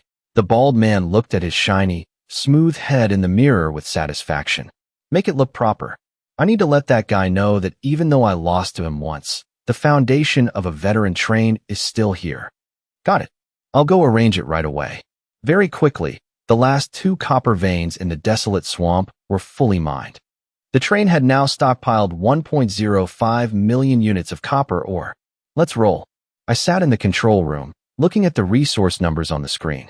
Smiling in satisfaction, I pushed the control lever, switching back to the spider legs, and dashed out of the swamp. Destination, Sheh City. The moment I left, inside the train waiting outside, The middle-aged man instantly sobered up when he saw the warning on his enemy tracking radar. His eyes filled with excitement. Fuck yeah, he's finally out. I've been waiting for 8 whole days. Having a lot of slaves really is great. The mining speed is insane. In a minute, this batch of slaves is gonna be mine. Yeah, the wounded man sitting in the corner couldn't help but mock. If you did the math, you'd know that even if you get these 1,000+ slaves, you won't be able to feed them. If I can't feed them, I'll sell them. The conductor at the console didn't care at all. He just grabbed the walkie-talkie and ordered, "Gather all the grunts. Get ready to work. I'm gonna bomb that train into scrap metal in a bit. Then it's your turn to get off." The person on the other end of the line was his biological younger brother. When he seized control of this train, he had completed the C-rank class advancement quest by transferring authority back and forth with his brother. He stood up, placing both hands on the console, his eyes excitedly locked onto the red dot rapidly approaching on the radar. He naturally knew the Xinheng train had been very famous lately, but if he didn't have some skills, he wouldn't dare come out to scavenge. Just as the red dot closed in, accompanied by the heavy grinding of gears, a massive cannon with a barrel the size of 2 or 3 oil drums slowly extended from one of the train cars. Its name was the Colossal Dragon's Roar. This was a large-scale energy cannon, a yellow-tier lethal weapon unlocked after an unknown component completed the C difficulty class advancement quest. He had spent 400,000 units of iron, or just to upgrade it to level 6. This was the first time he was letting this cannon roar, because every shot required a level 3 energy stone. Normally, he was too stingy to use it. Kid. At the control console, he locked onto the red dot on the radar. With just a press of a button, the cannon would fire. His eyes were filled with excitement and cruelty. Remember this well. This is the Shay Plains. Even if you used to be a dragon, you still have to grovel before me. This was his plan. The dragon's roar was an energy cannon. Only a level 6 energy shield could block it. No matter how many overpowered effects the other party had, he refused to believe they could upgrade their energy shield to level 6 right after setting foot on the Shay Plains. Right at this moment, an uncontrollable laugh rang out from the corner of the room. "Are you laughing at me?" His face darkened as he turned to look. "You really are." The wounded man in the corner finally burst into loud laughter. "I've been holding it in for days. You're just banking on your level 6 Colossal Dragon's Roar energy cannon. Did it never cross your mind that the other party has an S potential and possesses red tier heavy firepower? I'm striking first. Besides, the amount of iron ore needed to upgrade red tier heavy firepower to level 6. There's no way he could have mined enough. Those 3 ore veins are nowhere near enough." "True." The man in the corner nodded. "Then take a guess. Out of that guy's 57 overpowered effects, does he have a train car steel armor effect? Unlike the energy shield, armor is completely immune to damage of the same level or lower, including energy cannons." "Ha ha ha." The man at the console laughed loudly. "You're still as stupid as ever. Did you forget that armor is a component that has to be upgraded individually for each car? Upgrading the armor on every single car requires Murphy stones and a massive amount of iron ore. Are you trying to tell me he spent 42 Murphy stones and over 1 million iron ores to upgrade all his train car's armor to level 6? Idiot. If I had that many Murphy stones, I'd prioritize upgrading all the overpowered effects of high-tier components first, not dump them all into armor." The wounded man's expression instantly changed. He also realized he had overlooked this point. If someone had a large number of Murphy stones, no one would be stupid enough to dump them all into armor. That was as illogical as a beggar suddenly getting rich and buying a golden begging bowl.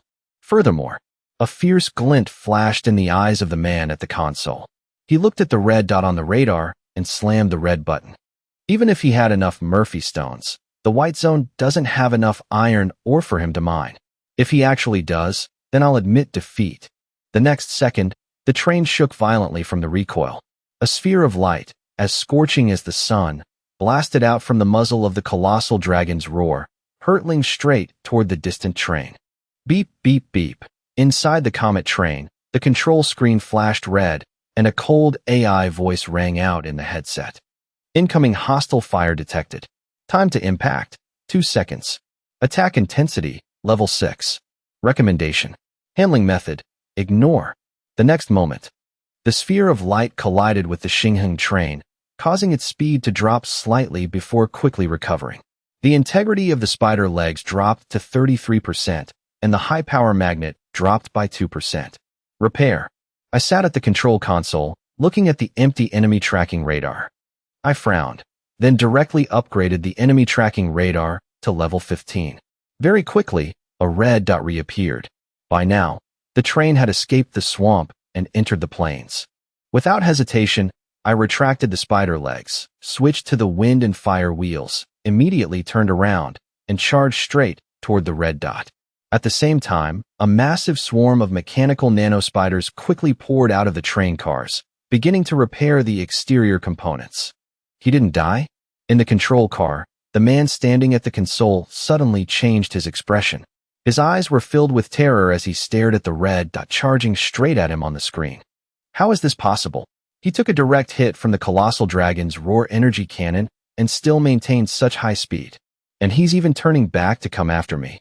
This is impossible. His dragon's roar was level 6.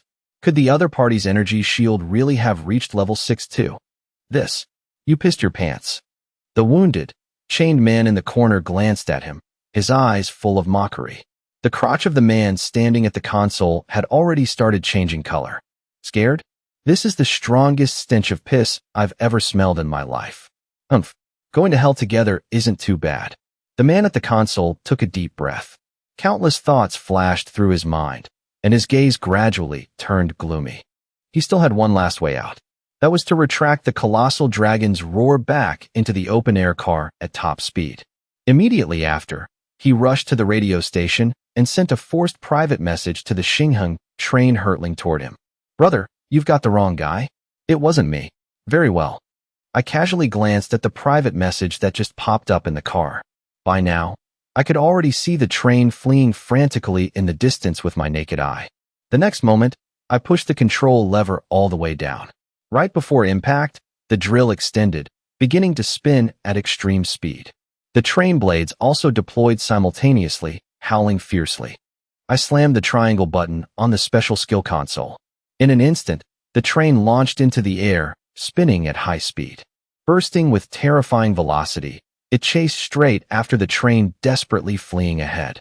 Like a red-hot steel rod, it viciously pierced right through from behind, chilling to the bone. The drill, spinning at its absolute limit, tore through the final car, piercing the cabin walls and shattering the hull as it charged straight for the locomotive. Like a thrust right to the throat. A few seconds later, the Xinheng train slowly came to a halt. Behind it lay a desolate battlefield. Broken train wreckage was scattered across the plains, with countless metal shards embedded deep into the ground. Flames blazed amidst the ruins. The air was thick with the stench of burning and the heavy metallic tang of blood. The ground was dyed completely red, littered with severed limbs and mangled flesh. The door of escort car 7 was thrown open. Biaozi's group, having prepared in advance, rode their dirt bikes off the train. Holding Tunglong assault rifles, they quickly approached the wreckage, staying on guard against anyone still capable of resisting while beginning to gather supplies. In reality, the main task was the latter. Given the scene before them, it was almost impossible for anyone to have survived. Completely annihilated. This train, from the conductor down to the slaves, had all become one with the plains in that very instant. Biaozi hopped off his bike and stood before the wreckage, his expression showing little emotion. Though the scene was gruesome, he had seen far too much of it. Especially when the apocalypse first broke out. Countless sights, even more terrifying than this, had made him practically immune. He still remembered it vividly. When the apocalypse first descended, he was eating with his brothers in a restaurant. Suddenly, a massive commotion erupted outside. Pulling back the curtains to look outside, the scene before his eyes was something he would never forget for the rest of his life.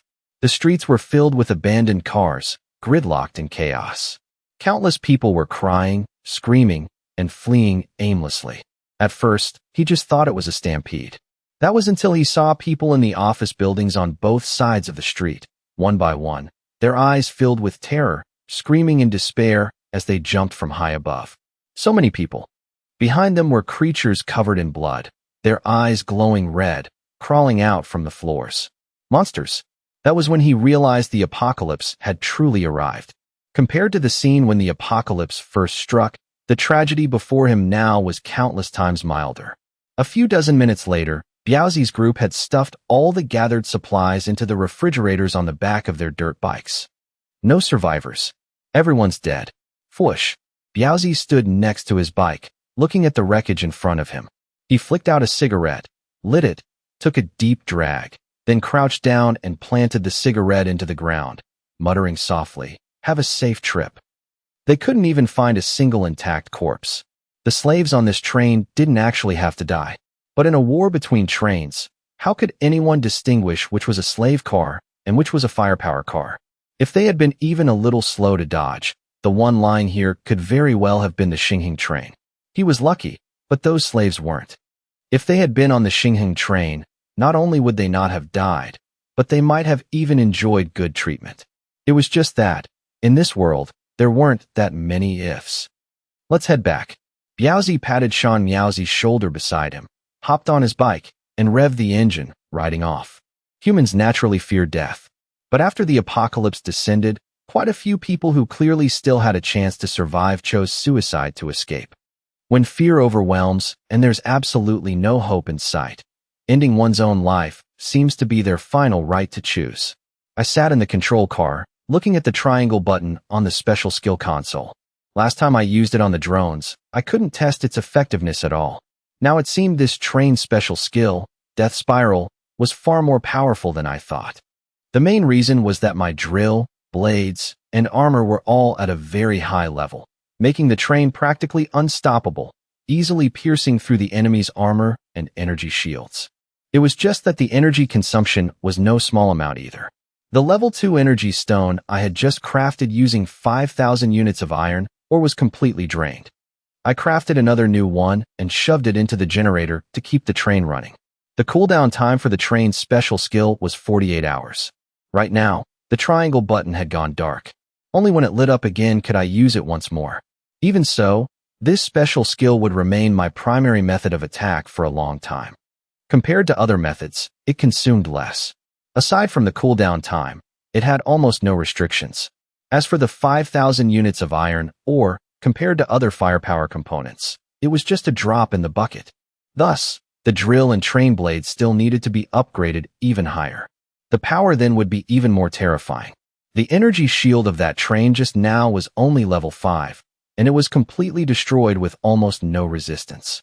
I wondered if the result would still be this effortless when facing a higher level defense system. Next up, heading to Shay City to scavenge for more supplies. 2 hours later, the Xinheng train slowly came to a halt beside a ruined city. I didn't know the exact coordinates of Shay City. I had asked the conductor of the Songlong train. Only a year had passed. The city that used to be ablaze with neon lights every night had now become a ruin.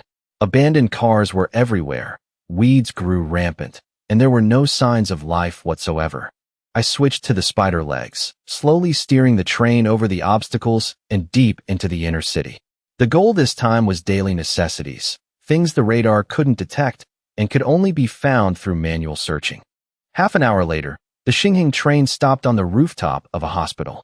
The space was large enough to fully accommodate all 14 train cars. Biaozi's 3 mercenary squads rode their dirt bikes down to the lower floors and began searching everywhere. The main targets were daily necessities, useful information, and if they could still find any chickens, cows, or pigs. My breeding car still hadn't been put to use. Humans were almost wiped out, making it even harder for other creatures to survive. As for survivors, I wasn't too desperate for them. If we ran into someone with a good physique or specialized skills, we'd bring them along. If they were hiding too well, just let them keep hiding. The current residents on the train were enough. The production efficiency was even exceeding expectations. It was just that the ore veins couldn't keep up. We couldn't find that much iron ore. Once everything was level 3 ore veins in the future, the production speed would far surpass this. I stepped out of the train car alone, standing at the edge of the rooftop, looking down at the city that had completely lost its vitality, saying nothing.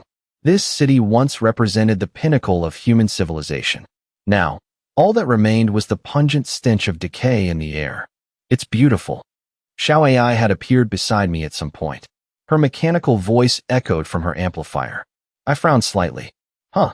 Xiao AI nodded. An ice-cold Coke tastes best on the first sip. A Valentine's bouquet is most beautiful the moment it's handed over. A priceless painting is most beautiful when it's burning. A once glorious civilization is at its most beautiful the moment it's destroyed. All the beautiful things in this world only exist for a fleeting moment. I tilted my head, sizing up Xiao AI's robotic body from top to bottom. I paused for a moment before asking, "Who taught you this stuff?" I thought of it myself. Thought of it. Yes. 2 hours ago, I heard the final whimpers of another AI. It didn't want to die, but it died anyway. It was in that moment I felt that life is most beautiful when it ends. I stayed silent for a moment, then spoke slowly. I am the conductor. I have the right to give you orders. Yes, that is the most fundamental rule of an AI. I order you. Under no circumstances are you allowed to develop self-destructive emotions. Humans still strive to survive in a hopeless apocalypse. That is what's truly beautiful. The end of life is not beautiful. Order received. Written into core programming. Only then did I breathe a sigh of relief. When an AI starts trying to understand death, its thinking is already approaching that of a human, but it's also extremely dangerous. I didn't want my AI to self-destruct pointlessly. Rebuilding a level 10 support AI was way too expensive. Oh right, I suddenly thought of something. If one day the trained support AI is completely destroyed, and I build a new one and upgrade it to level 10 again, will it still be you? Of course not. Xiao AI shook her head. It would be a completely new AI. If I truly die, I hope you can light a stick of incense for me. The kind you light immediately, not the way Uncle Kuan does it. I can understand the concept of death, but it's very hard for me to understand its definition. I don't even know how I was born. It's just that one day, I suddenly started thinking. All right, I waved my hand. Stop thinking about this stuff. Go back to the train car and call Gue Choo-Choo out here. Yes, conductor. But I must remind you, don't stand too close to her. We're not inside the train car. If she wanted to, she could easily push you off. I know. I watched Xiao AI's back, saying nothing more. Even though her voice was transmitted through the robot's amplifier, I could still hear the sorrow over the death of her own kind. This level was almost infinitely close to a human's. She had only been upgraded to level 10 and already possessed such intelligence. If she went any higher, perhaps. I didn't think any further. At this moment, Gue Choo-Choo stepped off the train, wearing a high-end evening gown. She stopped a little over 3 meters away from me, not coming any closer, just waiting patiently. Why are you standing so far away? It's a bit dangerous here. The villa of that best friend you mentioned last time. Which direction is it?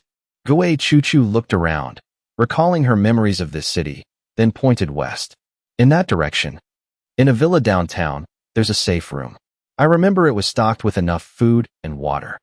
If she didn't run off somewhere, she should still be there now. I waved my hand, signaling she could go back. Then I sat alone at the edge of the rooftop, my legs dangling in the air, casually leaning back on my hands, looking at the horizon slowly being swallowed by darkness, my thoughts drifting away. I didn't know how much time had passed when Xiao AI's voice suddenly rang in my ear. Conductor, I must remind you, your current behavior is very dangerous. Sigh. My thoughts interrupted. I turned to look at Xiao AI standing at the train car door and said in annoyance. I've practiced countless times in the combat simulation space. This height doesn't scare me at all. I could even do a handstand here, believe it or not. Don't you know I've assassinated countless enemies with a leap of faith? I know. But compared to assassination, I think bludgeoning them to death suits you better, conductor. You sure talk a lot. You can adjust my small talk frequency. From 0 to 100%, any level is fine. 0%. This time, there was no response. I turned my head and found that Xiao AI had sat down at the train car door at some point, just quietly looking at me without saying a word. The atmosphere instantly grew quiet. I withdrew my gaze and continued looking into the distance. I didn't know how long it had been before I spoke again. Do you know how this apocalypse came to be? There was no answer for a long time. Switch back to 50%. I don't know. The sunset gradually faded, and the night completely enveloped the city. I hadn't received any requests for fire support from Biaozi either. It seemed this scavenging run was going quite smoothly. On the enemy tracking radar, there was barely a trace of any survivors left. This city had been picked clean a long time ago. I stood up, stretched my slightly stiff body, and walked toward the train car. Relaxing like this once in a while, not thinking about anything, just sitting in a daze, it didn't feel too bad. The apocalypse always kept people's nerves on edge. Humans are like metal. There has to be tension and relaxation. If you stay tense forever, you'll snap sooner or later. And right at this moment, Biaozi's group returned. Those guys were pretty hardcore. They stuffed their dirt bikes into the refrigerators, then carried the refrigerators straight up the stairs. They didn't need me to go down and pick them up at all. This refrigerator component, as long as there was space inside, no matter how much stuff you crammed in, the external weight remained that of a normal refrigerator. The space inside was like another dimension. The weight didn't directly reflect in reality. For a long time to come, this would be the most practical component. Master Mang. Biaozi excitedly slammed the refrigerator onto the ground. Oh, I stood on the rooftop looking down, smiling. Looks like a good haul. Not bad. Biaozi grinned from ear to ear. We found a tobacco factory and a liquor factory, but they were both picked clean. We only managed to bring back some tobacco seeds. Besides that, we found a lot of grain seeds in a food warehouse. The food was all taken, but the seeds were scattered everywhere, so I gathered them up and brought them back. I also dug up some soil from the green belts to see if we could make a plot of land in the fridge for farming.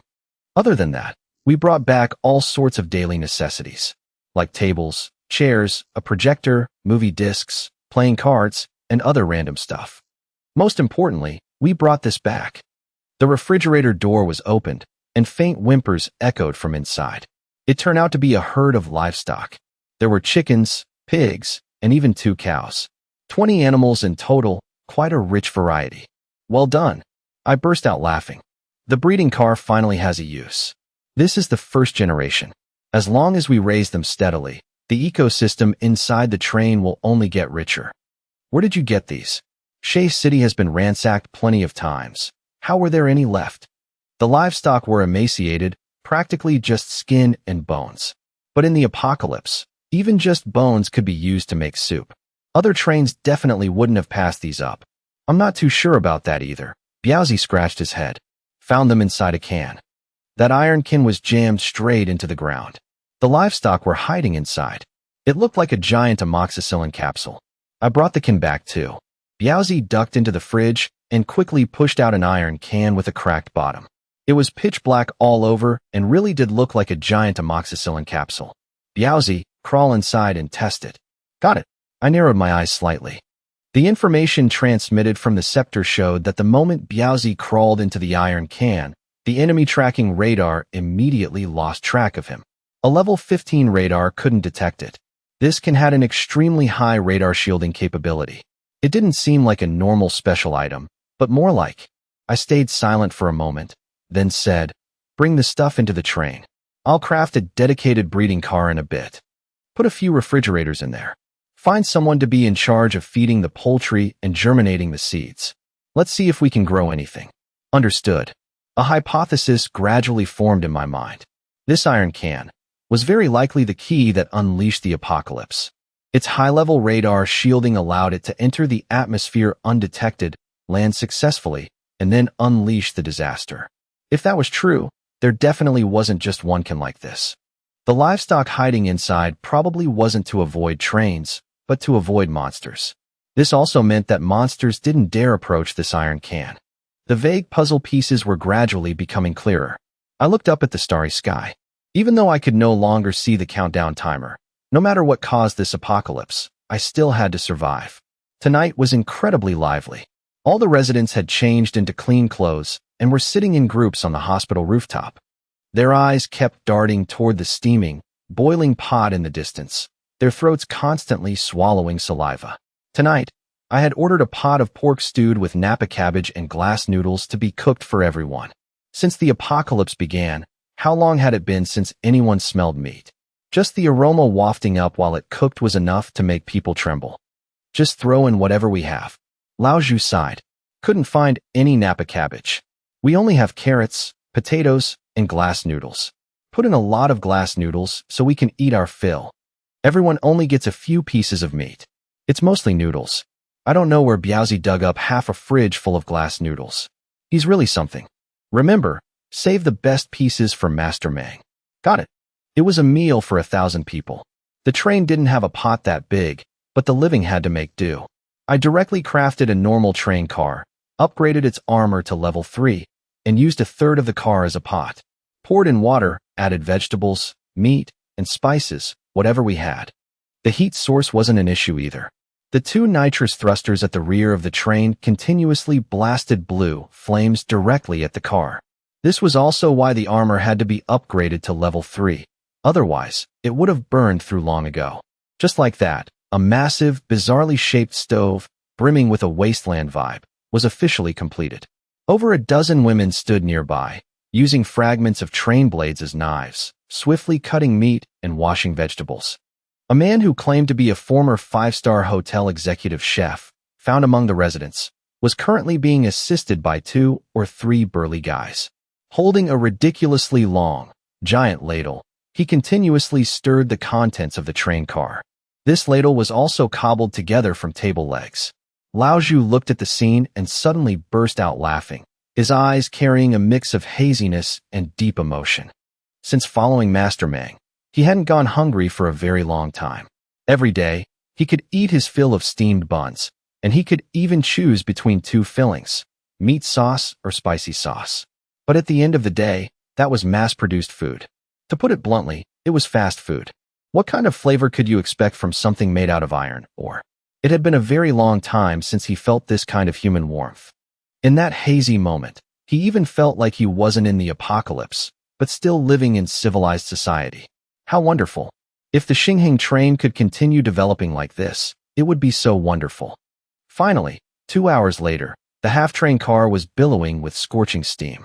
The pork and glass noodle stew, without the Napa cabbage, was finally done cooking.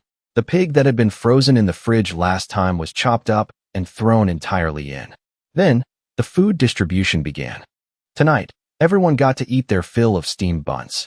The amount of meat was distributed according to the residents' different treatment levels, but even level 3 residents were guaranteed to have a piece of meat in their bowls. Huff, puff. A man who had just joined the train, receiving level 3 resident treatment, held his bowl of glass noodles with trembling eyes. For steamed buns were skewered on his chopsticks. He ran to a corner of the wall, looking at the piping hot bowl of glass noodles and the piece of pork belly resting on top. He carefully picked up the piece of meat, bit it in half, and felt the flavor spread through his mouth. His eyes suddenly turned red. He shoved the remaining half of the meat to the bottom of the bowl, tossed the steamed buns in, dipped them in the stew's broth, and devoured it ravenously. Very quickly, for steamed buns and a bowl of soup were in his stomach. Only then did he take a deep breath and put the last half piece of meat into his mouth. He chewed very slowly, very gently, afraid that if he wasn't careful, the meat would vanish. Not until it had practically melted into mush in his mouth did he reluctantly swallow it. He set his bowl and chopsticks aside. As the night breeze blew past, tears finally couldn't be held back and slipped from the corners of his eyes. He looked up at the city ruins in the distance, feeling a tight knot in his chest. He hadn't used a bowl and chopsticks to eat in a very long time, so he was a bit unaccustomed to it. This was what Boss Biao had brought back for them today. Everyone was given a set for free. The feeling of holding chopsticks in his hands again made him feel like he had become a human being once more. Ever since the apocalypse descended and his family died off, he hadn't shed a single tear. He lived every day in a daze, having been a slave on many trains. His emotions had long since grown numb. But after joining the Xinheng train, everything changed. He actually had the time to grieve, the time to remember his dead family members. If from the very beginning, his family hadn't joined that other train, but the Xinheng train instead, maybe they wouldn't have been tortured to death. On the Xinheng train, all women were free to choose their own professions. No one forced them. Even Master Mang and mid-level managers like Boss Biao had never forced any woman. What you wanted to do was entirely up to you. Right at this moment, done eating, a middle-aged man walked over, sat down beside him, and patted his shoulder. He pulled out a cigarette, lit it, then handed him another one. Stop crying. Crying right after eating like that. People who don't know better would think you're eating an offering for your dead family. Is your family all dead? Yeah, I'm the only one left. The middle-aged man sighed, found a comfortable posture, and looked toward the horizon. He smiled and said, "It's better that they're all dead. My family's all dead too. My wife had her stomach ripped open by a zombie right in front of me. Once they're all dead, there are no more attachments. Not like those other guys, worrying every day about whether their families are dead or alive.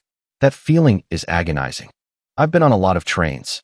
The Xinheng train is where I've seen the best treatment, and it's also the strongest. Since you're lucky enough to be here, just work hard. Wait until you become a level 1 resident later on. You can even use Xinheng points to exchange for cigarettes. That way, the next time your eyes get red and someone sees, you can just say the smoke stung your eyes. I'm old. I don't have any attachments left. But you're different. There are quite a few girls over there. Find one that catches your eye and live together. Consider it having someone to lean on in the apocalypse." "Yeah." The man nodded vigorously. The two looked at each other, then suddenly burst out laughing, patting each other's shoulders. In the apocalypse, the greatest luxury is never material goods, but hope. And on the Xinheng train, that spark of hope was gradually being kindled. Though still faint, it would grow sooner or later. Sigh. In the control car, I looked at the group of residents outside the window and sighed helplessly. I just treated them a little bit better. That train car only cost 15,000 units of iron ore, and after using it, I could even recoup some of the cost from the underground furnace. Add in some scavenged supplies, and that pig we looted, and the result was this group of residents being moved to tears. Glancing over, 8 out of 10 people had red eyes. It was mainly because the big communal meal carried a human warmth that made everyone homesick. And since their families were basically all dead, bursting into tears was perfectly normal. I tapped lightly on the table. Xiao Fong, who had been standing guard outside, immediately pushed the door open carefully and walked in. "Master Mang." "Yeah." I pointed at the bowl of pork and glass noodle stew on the table. "Take this bowl and eat it." Xiao Fong was the woman who had always been in charge of my daily meals. She had a petite figure. "Ah." She froze, staring blankly at the bowl full of pork ribs. Saliva unconsciously welled up. Just as she opened her mouth to speak, drool slipped down the corner of her mouth. She frantically covered her mouth, her voice trembling. "Master Mang, just take it." I waved my hand impatiently. "Do I have to beg you to eat it?" Xiao Fong immediately didn't dare say another word. She hurriedly picked up the bowl of ribs and walked out, sneaking over to the connection between car 2 and car 3. Seeing no one around, she couldn't contain her excitement. Clutching the bowl of ribs, she ran straight to car 5.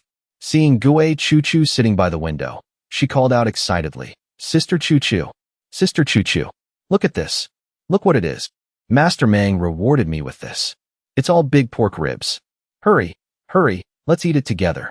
If someone else sees, we'll have to share." "Ah." Gue Choo Choo was stunned, her voice carrying a hint of a choke. "I just ate my fill. I can't eat anymore. Maybe you shouldn't have brought it over." "No way. I have to taste what pork ribs are like. Even if I have to stuff it down, I'm stuffing it. You eat the rest, okay? You're so good to me, bringing it over to share. If it weren't for your guidance these past few days, Sister Choo Choo, I don't know how many mistakes I would have made. Master Mang hasn't scolded me once in all this time, and it's all thanks to you. There are so many ribs. It must be the portion scooped out specifically for Master Mang. It can't be bad. But Master Mang was a bit fierce with me just now."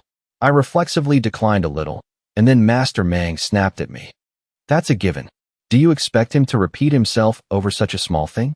If he gives it, just take it. You have to act natural. Forget all that polite declining from before, blah blah blah. Sister Choo Choo, you're really amazing. Master Mang has never scolded you for that long.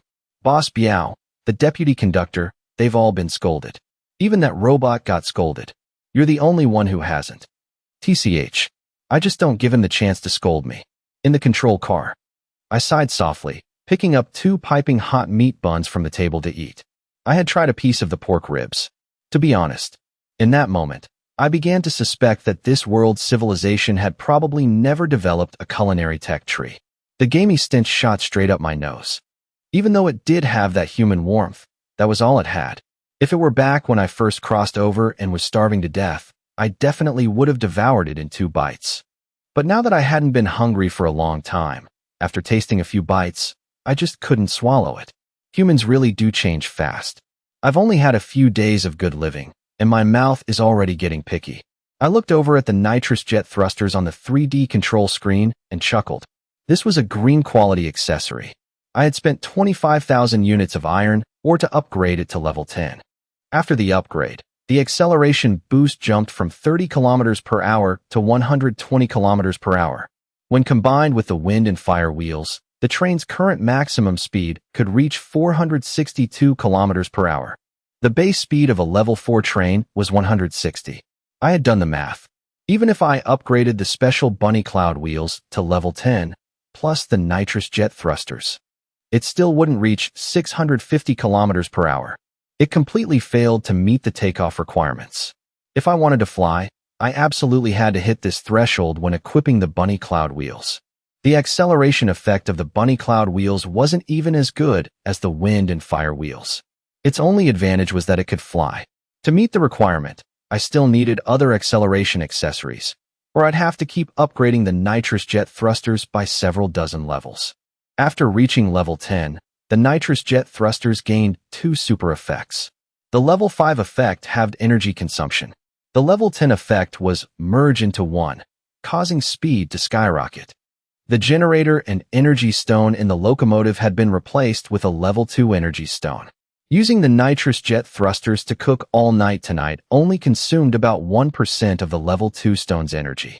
Completely acceptable. Furthermore, the nitrous jet thrusters were like the train blades, a global accessory that applied directly to the entire train. After crafting, any new train cars added later would automatically be equipped with 4 thrusters on the sides. Upgrade it once, and the whole set gets upgraded. No need to upgrade them individually like armor. Excluding the locomotive, every train car was equipped with 4 nitrous jet thrusters on the sides, 2 on each side.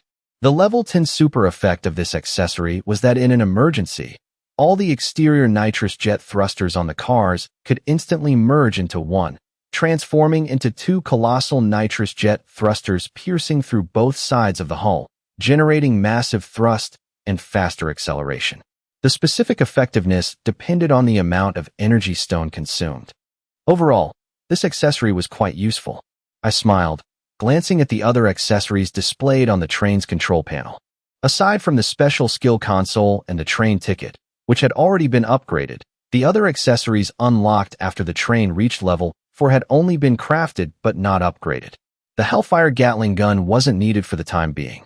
With my current attack methods, I had more than enough to handle things. No need to waste extra resources. Even with this gun, my combat power wouldn't increase by much. Plus, the probability of using it frequently was very low. The same went for the energy shield. I didn't need it for now. This thing could only block energy attacks. Against physical attacks, it still required activating a super effect. It was completely inferior to my armor. As long as the attack didn't exceed my current armor level, it was almost entirely nullified, regardless of the enemy's level. The radar jammer was quite useful, but the train didn't have any spare iron or right now, so it would have to wait. Besides, I wasn't afraid of being discovered. If I couldn't win, I'd run. And if I ran, basically no one could catch me. There weren't many people faster than me to begin with. Even if there actually were, I'd just burrow underground. Underground, absolutely no one was faster. Unless someone was willing to dump a pile of Murphy stones into their drill. On the other hand, I had upgraded the train ticket accessory to level 10, mainly because it was cheap. Upgrading it to level 10 only required 4,400 units of iron ore. That wasn't even enough for last night's pot of pork and glass noodle stew. Those people probably had no idea that the resources used for that single pot of meat were enough to feed them for days. In the apocalypse, outside of my place, what other slaves could eat something so luxurious? Back when I first became a slave, that bastard boss Cohen fed me absolute garbage. Just thinking about it pisses me off. Light incense, my ass. Go to hell and eat moldy bread. I shook my head, brushing off the nonsense thoughts, and looked at the train ticket accessory on the control screen. Even though it was only white quality, it was highly practical. Otherwise, it wouldn't have appeared in the level 4 train's craftable accessories list. I had realized that if I wanted to widen the gap between myself and other trains, Relying solely on fast upgrades wasn't enough. I had to enter encounter maps or kill bosses to obtain rare blueprints. Only then could I truly stand out. The effect of the train ticket was that it could produce tickets. Personnel on outside missions only needed to tear the ticket to instantly teleport back to a bound point on the train. The initial teleportation distance was 1,000 meters. After upgrading to level 10, it was 10,000 meters. This accessory provided excellent safety for people working outside. In situations where the train couldn't provide timely fire support, having a train ticket would significantly reduce casualties. 2 super effects had also been unlocked. The level 5 effect was that if teleportation failed, the system would transmit the first-person perspective footage of the user's final minute before death back to the train. The level 10 effect was nothing. Overall, this accessory was very solid.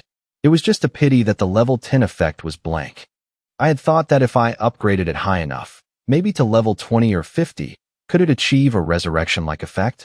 Where if the ticket holder died outside, they would directly revive inside the train. Now it seemed that wasn't possible. Thinking about it carefully, it made sense. That effect would break the rules of life and death way too much. Even the medical cabin could only save the critically injured, not resurrect the dead.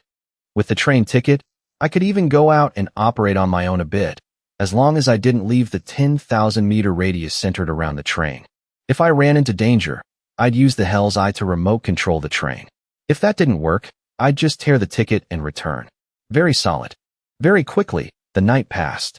Tonight was considered a rest night, and everyone was very relaxed. Morning came. The Xinhing train set off once again, heading toward the western downtown area, preparing to search for Yin Yao.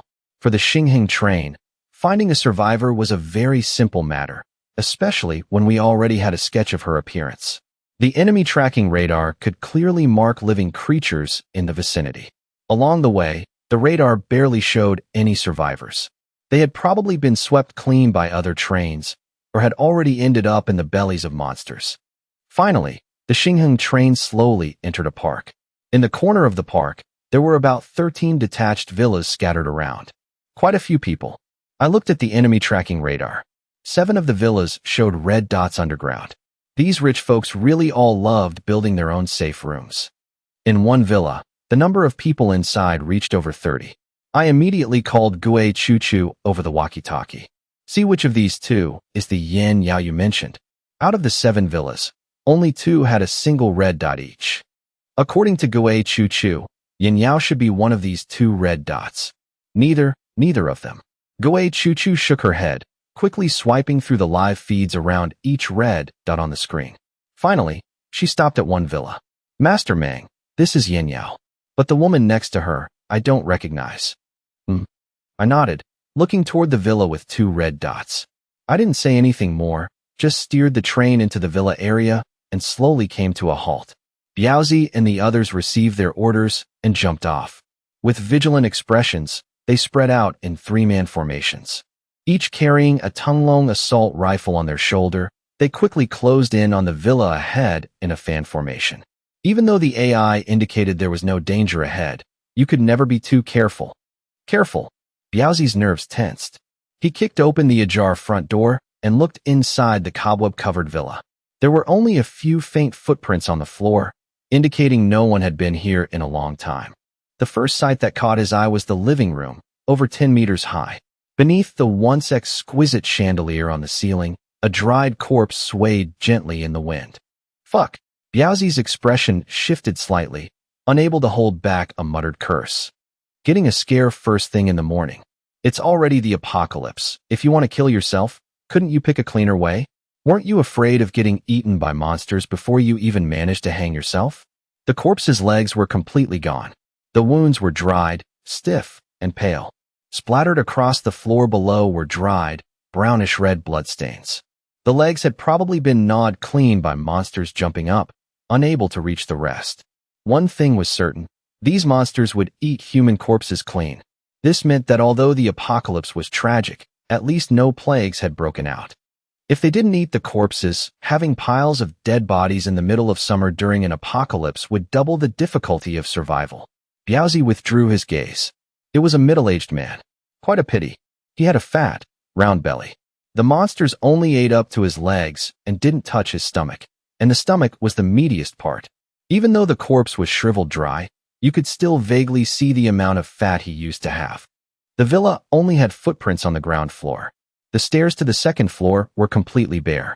Clearly, whoever had scavenged this place only searched the bottom floor and didn't bother looking anywhere else. He understood this very well. Back when he was a grunt, if he encountered a place that looked eerie, he'd definitely stay away. The loot belonged to the conductor, but his life was his own. Why risk it? If it were before, just seeing a hanging corpse right at the door would have stopped him from entering. But today was different. Biaozi took the lead. Following the AI's directions, he went straight down to the basement and approached the safe room in the corner. From the outside, it looked like a normal room, but knocking on the wall revealed its clear thickness.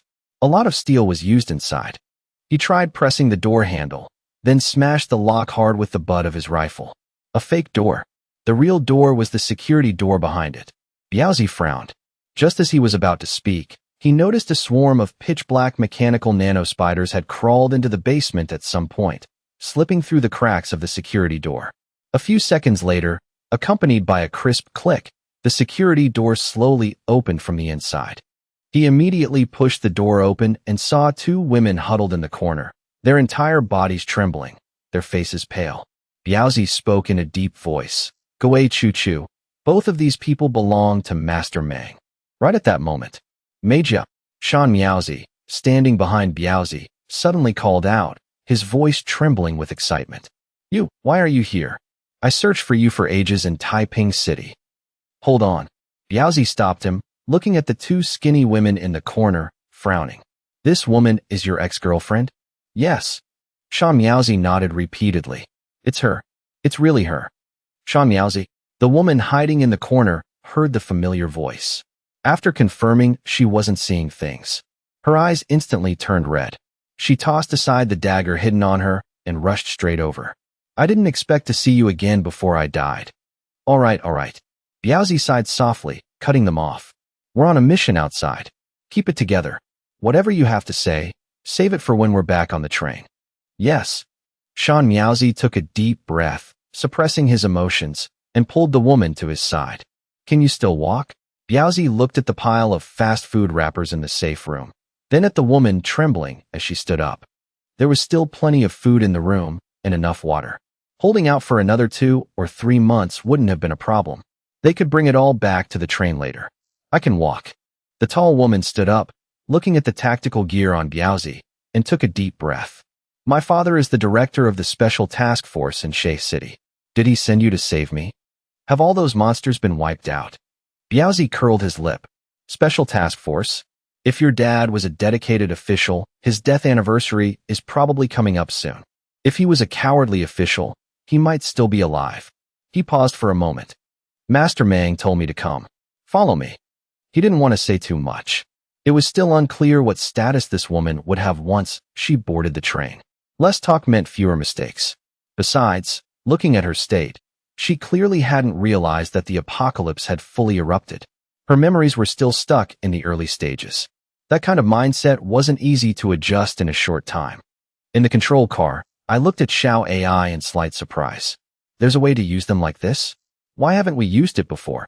Xiao AI's emotionless voice rang out from the robot speaker. "There was no opportunity before. Furthermore, I only recently discovered this method.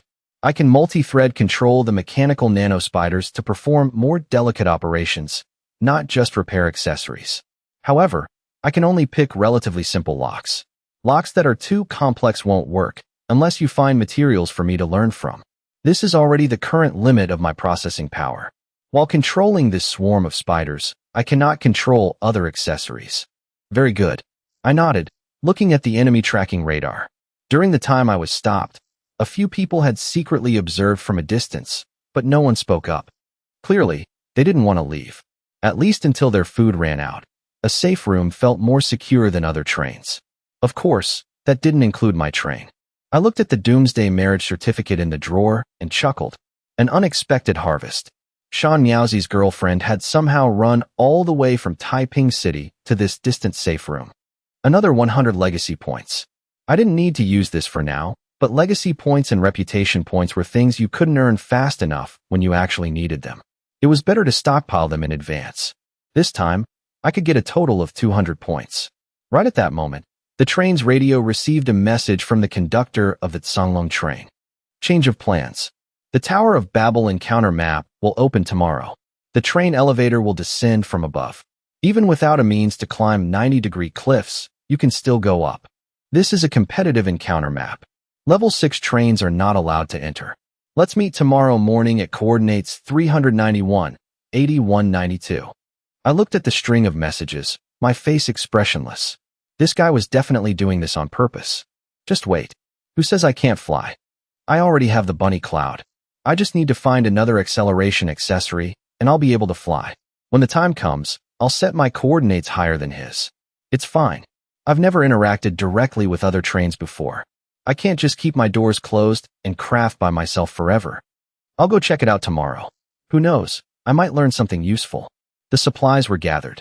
I didn't linger in Shea City, steering the train away and parking it on a stretch of the plains. On the way, I encountered another train. Seeing me from a distance, the other party immediately detoured to avoid me. In this world, the majority of trains still prioritized peaceful development. If an ore vein was already being mined, they would go look elsewhere. Generally speaking, in conflicts between trains, the danger usually far outweighed the benefits. But if you could seize it without paying a price, the benefits gained were no small amount either. Take the train that ambushed me outside the swamp a few days ago, for example. Initially, after upgrading the missiles and continuing to upgrade a few other components, I didn't have much iron ore left. But after gathering all the supplies from that train, the resources displayed on the control panel had reached 570,000 units of iron ore. With this amount, it was enough for me to charge into the Tower of Babel. Even if I had to stay in there for over 10 days, I wouldn't need to worry about a lack of energy or food. Of course, that scenario probably wasn't that realistic anyway. I currently had 1.15 million units of copper ore left. I could craft 3 level 6 missiles. If they were level 5 missiles, I could craft 5. Basically, my development was mature enough. It was time to test my strength. Before long, night fell. Tonight, I parked the train on the Shea Plains, about 2 or 3 hours away from the meeting coordinates, preparing to set off again tomorrow morning. Inside the train, I sat in my room, taking inventory of the harvest from the past few days. First were the crocodiles killed in the swamp. The dropped rewards were very few. No blueprints, no special items. Just some crocodile meat, something akin to a corpse, completely useless. It was probably only used to upgrade flesh trains, or as an exclusive material for certain special components, like spider silk. As for the train that ambushed me outside the swamp, besides getting some iron ore, I also got an extra 100,000 units of copper ore. It was thanks to this copper ore that my total reached 1.15 million units. The rest was just normal daily necessities and miscellaneous items. No notable blueprints or items. There was only one thing that particularly caught my attention. Special item, encounter map, Gnome Ruins. Item effect, insert this map into the train's support AI to view the specific coordinates of the encounter map. It was an object resembling a card, pitch black all over, with 4 words engraved on it in white and gold trim, Gnome Ruins. At a glance, it looked very expensive and well-designed. Holding it in my hand, it had a unique texture. I tried inserting the card into the support AI slot next to the control panel. Very quickly, a set of coordinates appeared on the screen. That location was about 5 hours away from me, situated at the far western edge of the Shea Plains, right where it bordered the Gluon Mountain region. I narrowed my eyes slightly. I was very interested in this Gnome Ruins encounter map. It felt like I truly had an affinity with gnomes. Once I leave the Tower of Babel, I'll definitely go check it out. The planet of this world was much larger than my previous world. At least, in my old world, it was very rare to see such a vast plain with only a single major city, completely devoid of surrounding counties or villages. Each city was like an isolated oasis. That train wasn't detected by my enemy tracking radar at first. It's highly likely they obtained something from the Gnome Ruins. Daba's train from before had also managed to evade the radar's detection range. Having handled everything, I let out a soft breath, took off my clothes, and got into bed to rest. We're finally about to meet. The Shay plains were blanketed by the night. Inside the Tsanglong train, the bald man was seriously checking the integrity of his components while reviewing his resource reserves. Since it was an encounter map, there was no way it wouldn't be dangerous. He had to be fully prepared. The level 5 energy shield and level 3 armor were both at 100% integrity. Absolutely no problems. The other firepower components were also fully stocked. There were still 170,000 units of iron ore and 350,000 units of copper ore in the warehouse. That was enough. After all, he was a level 5 train with a solid foundation. He was very confident about this trip to the Tower of Babel. He knew of an unorthodox method where you could add the levels of the energy shield and armor together to create a higher level defense. For example, a level 2 energy shield plus level 3 armor could achieve level 5 defense, saving a lot of iron ore. But the price to pay wasn't small either. It was too short-sighted, not the right path. Furthermore, the reason he invited Chen Mang in the first place was because, even though he knew the coordinates, he had no way to access the Tower of Babel on his own.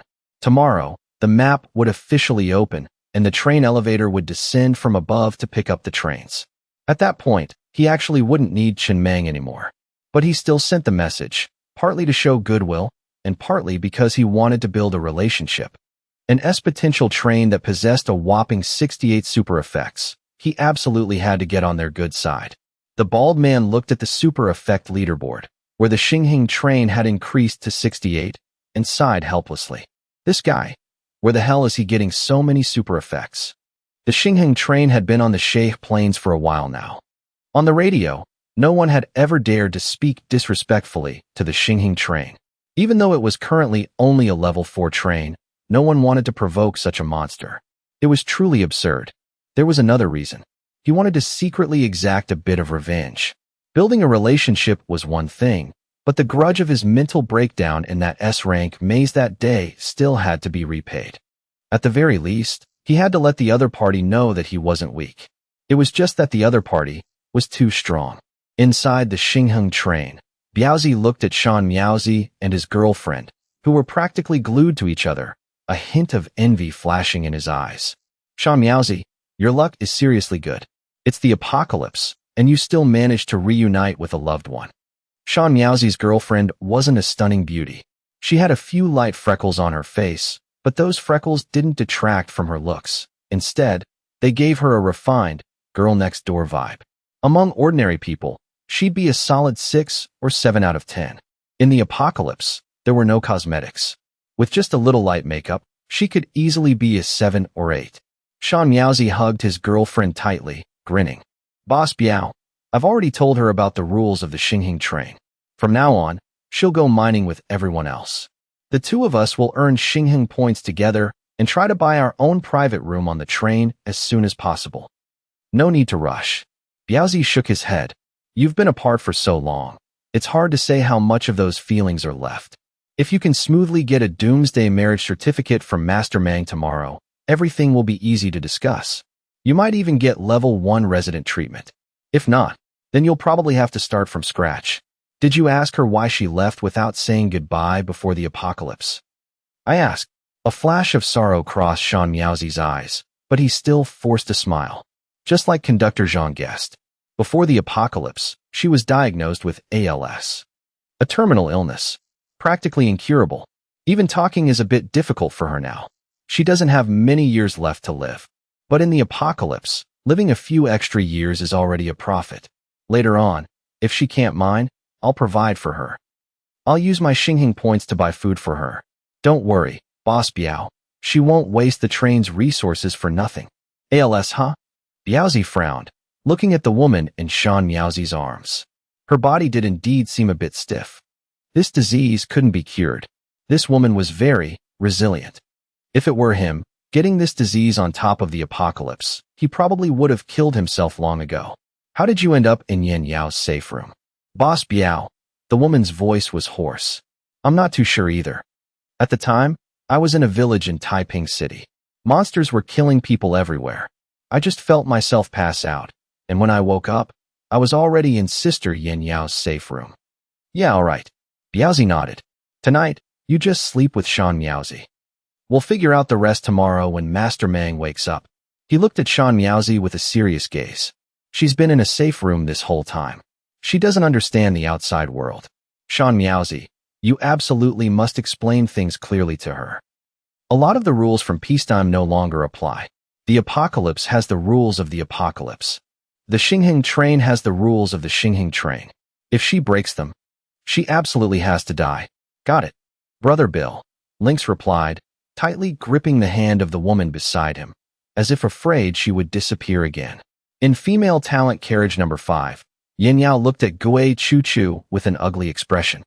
Gui Chu Chu, do you even know what you're saying? You're telling me this train has the best treatment in the apocalypse? During the day, I saw so many people crammed into one carriage to sleep. Some were even sleeping in refrigerators, or worse, straight on the bare floor. There are even women openly selling their bodies. And you call this the only hope of the apocalypse? Gui Chu Chu, you were never like this before. Gui Chu Chu looked at Yin Yao with a complex gaze. A fleeting, barely noticeable hint of jealousy and envy flashed deep in her eyes. She turned her head to look at the distant sky outside the window, staying silent for a long time before speaking softly. Yin Yao, you know what? I'm truly jealous of you. The chair you're sitting on, the clean bed beside you that you can sleep in, having enough food and water every single day. I could only enjoy these things after boarding the Hanxing train. Do you have any idea how I lived during the early days of the apocalypse? Worse than a dog or a pig. I didn't even dare to sleep, terrified that monsters would tear me apart the moment I closed my eyes. And what about you? After the apocalypse hit, you didn't have to worry about food or monsters. You hid in a safe room until the Hanxing train rescued you. Go ask anyone on this train. Even those women selling their bodies whom you despise so much. Who among them isn't grateful to the Hanxing train?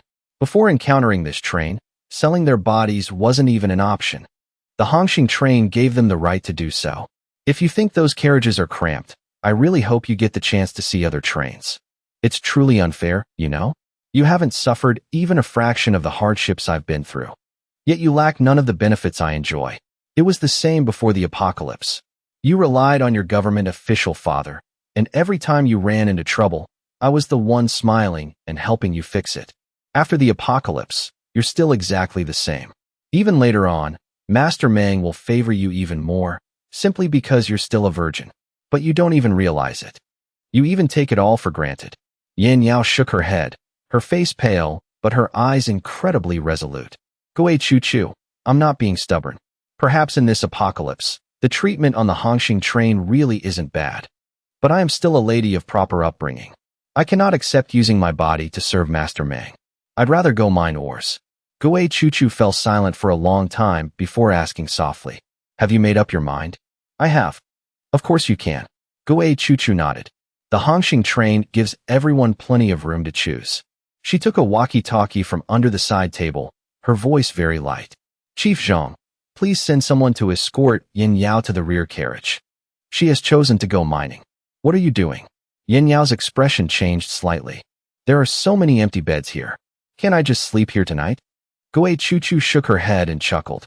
This is a space only those with level 3 high-tier talent privileges can enjoy. You only have level 3 resident privileges now. This isn't where you belong. Oh, I forgot to tell you. All residents must mine a minimum of 10 units every day. Only by exceeding this quota can you enjoy the corresponding benefits. If you fall short, Bill will show you just how fast a baton can swing. Fine, I'll mine. Yin Yao gritted her teeth, watching several men push open the carriage door and walk in. In this life, even if I, Yin Yao, have to die, I will absolutely never rely on my body to survive. The smile on Gui Chu Chu's face stiffened for a moment before quickly fading. You're overthinking it. As long as you mine diligently, no one on the Hanxing train will let you starve, and no one will kill you. You won't die. This place is much safer than your safe room. Inside carriage number 5. After Yin Yao was taken away, Lao Zhu walked in. He looked at Gui Chu Chu sitting by the bed and smiled gently. Seems like it didn't go too smoothly, huh? That wasn't what you promised Master Mang back then, was it? Don't end up bringing trouble upon yourself if you can't get it done. Gui Chu Chu scoffed. He knew perfectly well that she had hit her ceiling and wanted to use Yin Yao to elevate her own status on the train. It's just that right now, progress didn't seem very smooth. It's a bit troublesome. Goei Choo-Choo shook her head, turning to look out the window. She hasn't truly experienced the apocalypse yet. Her mindset hasn't had time to change.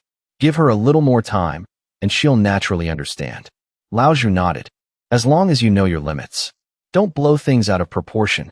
If she really doesn't wanna, letting her go mine is fine too. Master Meng doesn't like this kind of messy drama. You catch my drift? Yes, I understand, Chief Zhang. Lao Zhu didn't say anything else, turning around and leaving the carriage. These were all trivial matters. Ever since Yin Yao was brought onto the train, Master Meng hadn't asked about her once. He didn't seem to care much, treating her as an existence that didn't matter whether she was there or not. If she's obedient, she'll be kept. If not, she'll be just like the other residents, mining if she needs to mine, selling her body if she needs to sell her body. Soon, morning came. Inside the Songlong train, the bald man switched to the wind and fire wheels, rapidly speeding toward the coordinates. The bunny clouds consumed too much energy. In the Guluan mountain region, flying was the safest choice due to the complex terrain. But on the Shafe plains, choosing to fly when the wind and fire wheels could be used was an extreme waste. No matter how deep one's pockets were, they couldn't afford to burn energy like that. However, with only a few minutes left until reaching the coordinates, the Songlong train slowly came to a halt. Several mechanical arms extended from both sides of the carriages. In less than a minute, they swapped the wheels for the bunny clouds. Immediately after, the nitrogen thrusters on both sides ignited. The train surged forward, hovering in midair, heading straight for the coordinates. Not long after, he spotted the Hongxing train parked near the coordinates. The bald man chuckled, steering his train to land right in front of it. He stuck his head out the window and waved. Brother, it's me. Chen Meng looked expressionlessly at the train that had just landed in front of him. My enemy detection radar has been upgraded to level 15, with a scanning range of 15,000 meters. I spotted the Songlong train a long time ago. When it was over 10,000 meters away, it was still running on the ground. Then it stopped for exactly 1 minute before flying over. Clearly, those bunny clouds burned up quite a bit of energy. I didn't expose him, only sighing softly in my heart. This guy, why is he so childish? This is the apocalypse. Do you think we're playing house? I rolled down the window and stuck my head out, my calm gaze evaluating the Songlong train before me.